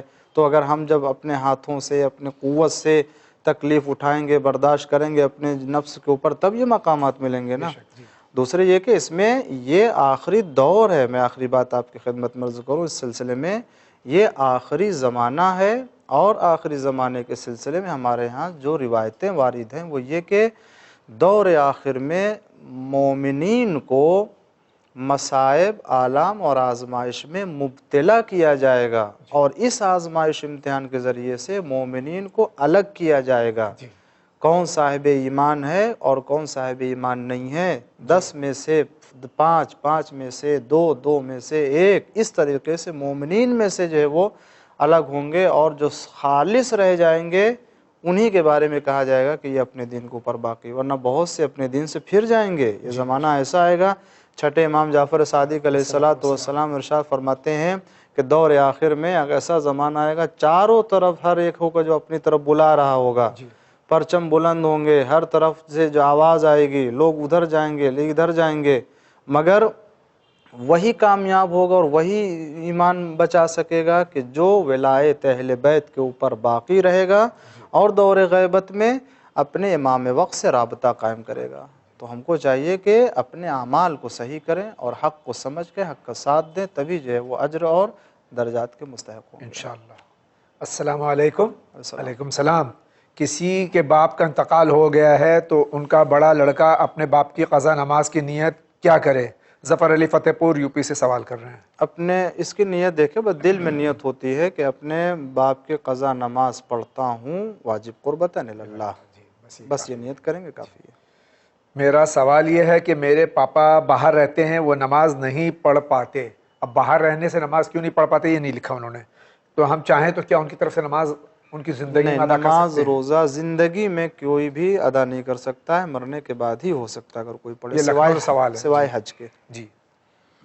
السلام علیکم. علیکم السلام. کیا ہم کوئی بھی کھیل مثلاً کیرم، کرکٹ وغیرہ کوئی بھی یہ شرط لگا کے کہ بھائی جو جیتے گا تو وہ ہارنے والے سے کچھ چیز کھائے گا پیے گا، اس طرح شرط نہیں، شرط لگا کے آپ نے کھانے پینے کا آپ قرار کر سکتے ہیں لیکن شرط کو عنوان میں نہیں. دوسرا سوال ان کا یہ ہے کہ اگر کسی نے کر لیا کہ اگر تم ہارو گے تو ہمیں یہ کھلاؤ گے اور وہ ہارنے والے نے کھلا دیا، تو ان دونوں کا کفارہ کیا ہے؟ کوئی کفارہ نہیں ہے، شرط نہیں ہے، اور صرف اس میں ایک آپس میں قرارداد ہے کہ بھائی فلاں ہدیہ دے گا، یہ دے گا، یہ کھلائے گا، یہ دعوت کرے گا، اس میں کوئی حرج نہیں ہے، حرج نہیں ہے. لیکن یہ کہ شرط کو عنوان میں نہیں آنا چاہیے. جی شرط اس میں شرط حرام، شرط نہیں ہونا چاہیے. السلام علیکم. علیکم السلام. میرا نام امیر حیدر ہے، میں لکھنؤ سے ہوں، اور سوال ہے کہ میرے ایک بڑی بہن ہے جن کی شادی ابھی نہیں ہوئی ہے، تو ان کو کیا کرنا چاہیے؟ اس سلسلے میں ہم کیا کریں؟ شادی نہیں ہوئی ہے، شادی نہیں ہوئی ہے تو کیا یہ ان کی شادی کے لیے کچھ کریں اور یہ اپنی شادی کر سکتے ہیں؟ اس میں دیکھیے اگر اب آپ یہ مقامی اعتبار سے الگ الگ رسم ہوتی ہے کہ بعض لوگ نہیں کرتے جب تک بہن کی شادی نہیں ہوتی ہے، شرع ایک اعتبار سے کوئی رکاوٹ نہیں ہے، جی اگر شادی کرنا چاہتے تو کر سکتے ہیں۔ اور اگر خدا نخواستہ اگر حرام میں مبتلا ہونے کا اندیشہ تو واجب جی ہے، جائز بات ہے، واجب ہو جائے گا بلکہ شادی کرنا ایسا۔ میرا نام گلناز فاطمہ ہے اور میں لکھنؤ سے ہوں۔ السلام علیکم۔ وعلیکم السلام۔ میرا سوال یہ ہے کہ میرے شوہر کو غصہ بہت آتا ہے، کیا کریں؟ جی ان کے لیے دعا کیجئے، بہت سے دعائیں ہیں دعا کی کتابوں میں، ان کو دیکھیے جو غصہ جس سے دور ہوتا ہے، آپ ان کو وضو کا پانی پلائیے اور دعا پڑھیے، دعا مساعت الکرسی ہے، اسی طریقے سے اور بھی ورد صلوات درود پڑھیں اور ان کو سمجھائیں، تحمل کریں، صبر کریں۔ گھر میں ایسے حالات مہیا کریں کہ جس سے کہ اب وہ ظاہر بات ہے غصہ کیوں ہوتا ہے سب تو سمجھنا چاہیے، سب تو ساری چیزیں کہ آیا غصے کے اسباب خود تو نہیں فراہم کر رہے ہیں، ان کو کم کریں۔ السلام علیکم۔ علیکم السلام۔ میرا سوال یہ ہے کہ میرے گاؤں میں ایک شخص نے بیوی کی بہن سے شادی کی ہے، دونوں کو ایک ہی جگہ رکھتا ہے، استغفر اللہ، دونوں سے بچے بھی ہیں، کوئی کچھ نہیں کہتا ہے، اس بات پر روشنی ڈالیں۔ حرام ہے بالکل دو بہنوں کو ایک ساتھ رکھنا، ایک وقت میں ایک انسان کے پاس دو بہنوں کا ایک ساتھ میں ہونا حرام ہے۔ جو پہلی شادی ہوئی ہے وہی صحیح ہو سکتی ہے، دوسری جو ہے وہ غلط ہے، اس کو فوراً نکالنا چاہیے۔ اصل یہ شادی نہیں ہے، یہ حرام کاری ہے، جو اولاد ہے وہ بھی صحیح نہیں ہے، لہٰذا فوراً جدائی اختیار کریں اور استغفار کریں، اللہ تعالیٰ معاف کرے۔ اور اس طرح کے اگر سماج میں کسی طرح کے کوئی جو حادثہ ہو رہا ہے تو مومنین کو چاہیے کہ اس کی طرف جو توجہ دلائیں اور ان کو اس گناہ سے محفوظ کرے تاکہ دوسرے تک یہ گناہ سرایت نہ کرے۔ بہت بڑا گناہ ہے کہ جو یہ گناہ ہو رہا ہے اور مومنین اس کے اوپر خاموش ہیں، یہ بہت افسوس کی بات ہے۔ السلام علیکم۔ علیکم السلام۔ جس پرفیوم میں الکوہلوں سے اس کو لگا کے پرفیوم لگا کے نماز ہو سکتی ہے؟ یہ بشیر کشمیر سوال کر رہے ہیں۔ جی پڑھ سکتے ہیں، نماز ہو سکتی ہے۔ ایک بہت طویل سوال ہے، میں آپ کی خدمت میں پیش کر دیتا ہوں۔ یہ میں سہیل قاسم بھٹ بارہمولہ جموں کشمیر سے میرا سوال ہے۔ السلام علیکم۔ علیکم السلام۔ ہماری زمین یونیورسٹی ایکوائر کر رہی ہے، وہ زمین ہمارے پرکھوں کی ہے، یعنی بزرگوں کی، ان کے خاندانی زمین ہے۔ اس زمین سے ہمیں گورنمنٹ سے بڑی رقم حاصل ہوگی اور ہم اس کے بدلے زمین خریدنا چاہتے ہیں، لیکن زمین 1 سال کے اندر یا 1 سال کے بعد بھی خرید سکتے ہیں کیونکہ یہاں زمین اویلیبل نہیں ہے۔ بینک اکاؤنٹ میں جو پیسہ 1 سال سے زیادہ رہے گا، کیا اس پر خمس یا زکوٰۃ نکالنا ہوگی؟ جی انہوں نے کہا کہ اگر وہ زمین بکنے کے بعد رقم ملتی ہے اور اس کو بینک میں رکھ دیا تو اگر خمس کی تاریخ آتی ہے اور آپ نے وہ زمین نہیں خریدی تو خمس ہے یا نہیں؟ یقیناً اس کے اوپر خمس ہے، اور اگر خرید لیا تب بھی خمس ہے۔ اگر آپ نے اس کا خمس نہیں نکالا ہے اور آپ کے پاس الگ سے گھر ہے اور آپ کی ضرورت سے ہٹ کر کے ہے تو آپ چاہے اس کو رکھے رہیے یا کسی فلیٹ یا گھر زمین خرید لیجئے، دونوں صورت میں اس کے اوپر خمس نکالنا پڑے گا، اس لیے کہ یہ آپ کے بجٹ میں ہے، یعنی آپ کے جو بچت میں ہے اور آپ کی ضرورت سے ہٹ کر کے ہے۔ متع کون کر سکتا ہے؟ اس کا شرعی حکم کیا ہے؟ متع جو ایک طرح کی شادی ہے اور اس میں تمام شرائط جو ایک شادی کے لیے ہوتا ہے وہی شرائط ایک متع میں بھی ہے کہ جس میں طرفین کی رضایت ہوتی ہے اور اس میں مہر کی تعین ہوتی ہے، اس میں مدت کی تعین ہوتی ہے اور اس میں جو ہے وہ پھر اس کے بعد جو ہے وہ مدت ختم ہوتی ہے تو اس میں صرف طلاق نہیں ہے۔ عام شادیوں میں ہوتا ہے کہ جب وہ دونوں جدا ہونا چاہتے ہیں تو وہ طلاق پڑھتے اس کے بعد جدائی ہوتی ہے، مگر اس میں جو ہے وہ طلاق کی ضرورت نہیں ہے، مدت معین ہوتی ہے، اس مدت کے بعد خود بخود جو ہے وہ جدائی اختیار ہو جائے گی اور اس کے بعد عدہ رکھنا ہے، وہ واجب ہے، وہ واجب ہے، اور جب تک عدہ مکمل نہیں ہوگا 40 دن کا عدہ ہوتا ہے، اس کے بعد ہی کسی دوسرے سے رابطہ ہو سکتا ہے۔ لوگ سمجھتے ہیں کہ یہ بس ایک یوں ہی جو ہے وہ سلسلہ ہے جس کو لوگ لیکن نہیں، اس میں ایسا نہیں ہے، جس طرح شادی ہے اسی طریقے سے متع بھی ہے، شرائط ہیں اس کے تمام۔ یہ متع نکاح اور وہ بھی دونوں ایک ہی چیزیں ہیں، ایک ہی چیز ہے۔ اور جی کون کر سکتا ہے؟ جس کو ضرورت ہو وہ یہ کام کر سکتا ہے۔ مجھے ایک فرد نے سوال کیا کہ آپ لوگ کہتے ہیں کہ امام حسین علیہ الصلوۃ والسلام کی شہادت آج سے 1400 سال پہلے ہوئی، اور آج بھی یہ سنتا ہوں کہ یہ ڈیٹ کیوں نہیں بڑھتی، جیسے میں آج سے 10 سال پہلے سنا تھا کہ امام کی شہادت 1400 سال پہلے ہوئی تھی، اور 10 سال بعد بھی یہی سن رہا ہوں کہ یہ ڈیٹ کیوں نہیں یعنی بڑھتی آگے، یعنی ان کو مخالطہ ہے کچھ. ڈیٹ تو آگے بڑھتی ہے، ڈیٹ بڑھتی ہے. اس میں مسئلہ یہ ہے کہ 1400 سال کہتے ہیں، اس میں دقیق حساب کر کے اگر کوئی کہے گا تو 1300 مثلاً 23 سال 1370 سال. اب اس طرح سے اگر انسان کہے گا تو 1436 میں سے جو ہے وہ آپ 60 مائنس کر دیں، وہ مائنس کر دیجئے، جو بچتا ہے وہ کہہ لیجئے. تو بہرحال اس لیے چونکہ 100 سال 1400 سال کے مقابل میں 25 سال 30 سال 40 سال کی زیادہ وہ نہیں ہے، اس لیے لوگ یہ 1400 سال کہتے ہیں. 100 سال ہوتا ہے تب جو اس میں صدی بدلتی ہے. فیصلہ کر لیجئے. 1436 ہجری چل رہی، سن 61 میں امام حسین علیہ السلام کی شہادت ہوئی ہے، بس آپ اس کو مائنس کر لیجئے، ہر سال اس کو مائنس کرتے چلے جائیے. اتنے سال ہوتے ہیں امام کی شہادت کو. اسی کے ساتھ میں آخری سوال آغا لے لیتا اگر آپ کی اجازت ہو. امامت کی اگر کوئی دلیل مانگتا ہے اس کو کیا دلیل دینی چاہیے؟ امامت کی دلیل جو ہے وہ سب سے عمدہ دلیل خود جو ہے وہ پیغمبر اسلام کی حدیث ہے اور قرآن کریم سے بھی حدیث ہے. جی. قرآن کریم سے اگر امامت کے لیے ہے تو خود جناب ابراہیم علیہ السلام نے جو دعا کی تھی کہ پروردگار عالم نے سب سے پہلے جناب ابراہیم علیہ السلام سے فرمایا انی جاعلک للناس اماما. تو جناب ابراہیم علیہ السلام نے کہا وہ من ذریتی، میری ذریت میں. تو آواز آئی کہ لا ینال عہد الظالمین، ظالموں کو عہدہ نہیں ملے گا. تو یہ امامت جناب ابراہیم ہے کہ جنہوں نے اپنی ذریت میں آنے کے لیے دعا کیا تھا، اور رسالت مآب صلی اللہ علیہ وسلم آخری نبی ہیں. ان کے بعد شریعت کو آخر قیامت تک رہنا ہے، تو کوئی تو ہو کہ جس کی بنا پر شریعت کو لے کر کے آگے چلے. اور پیغمبر اسلام نے غدیر و خم کے میدان میں اعلان فرمایا حکم خدا سے. وہ جب آیت نازل ہوئی قرآن کریم میں موجود ہے، یا بسم اللہ الرحمن الرحیم یا ایھا الرسول بلغ ما انزل الیک، وہ جو آپ کو پہلے نازل کیا جا چکا بتایا چکا اس کو پہنچا دیجئے. وَإِن لَمْ تَفْعَلْ فَمَا بَلَّغْتَ رِسَالَتَهُ، اگر آپ نے اس کو نہ پہنچایا تو گویا رسالت کا کوئی کام انجام نہیں دیا ہے. تو پیغمبر اسلام نے تمام حاجیوں کو ایک جگہ جمع ہونے کے لیے حکم دیا. جب جمع ہو گئے تو 1 گھنٹہ تقریباً طولانی خطبہ دیا، طولانی تفصیل کے ساتھ. اس کے بعد اقرار لیا سب لوگوں سے کہ کیا میں تمہارے نفسوں کے اوپر سب سے زیادہ میں تصرف کا مالک نہیں ہوں؟ تو سب نے کہا بلا یا رسول اللہ، اے رسول اللہ آپ ہمارے نفسوں کے اوپر ہم سے زیادہ تصرف کا حق رکھتے ہیں. تو پیغمبر اسلام نے اس وقت امیر المومنین علی بن ابی طالب علیہ السلام کا ہاتھ بلند کر کے لوگوں کے سامنے تعارف کرا، فرمایا من کنت مولا فہذا علی مولا، جس کا میں مولا ہوں اس کے یہ علی بھی سرپرست اور آقا مولا ہیں. اور اس کے بعد جو دعا فرمائی اور پھر فرمایا کہ سب لوگ بیعت کریں اس بات کے اوپر. سارے حاجیوں نے بیعت کی.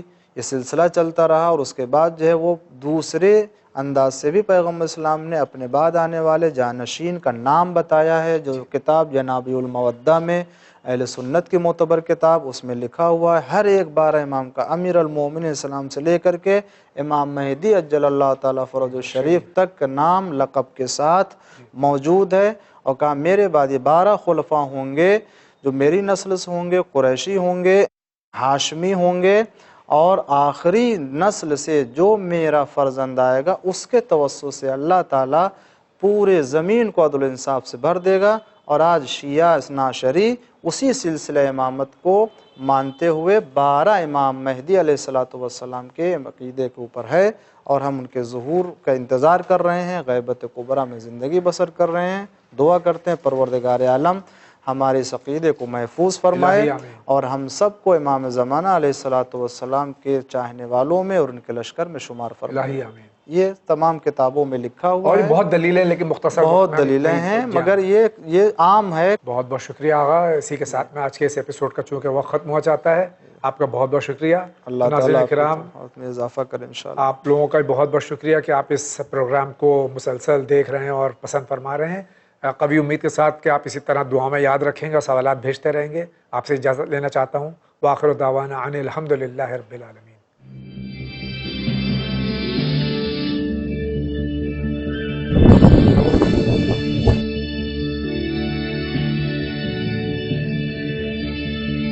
اللہ.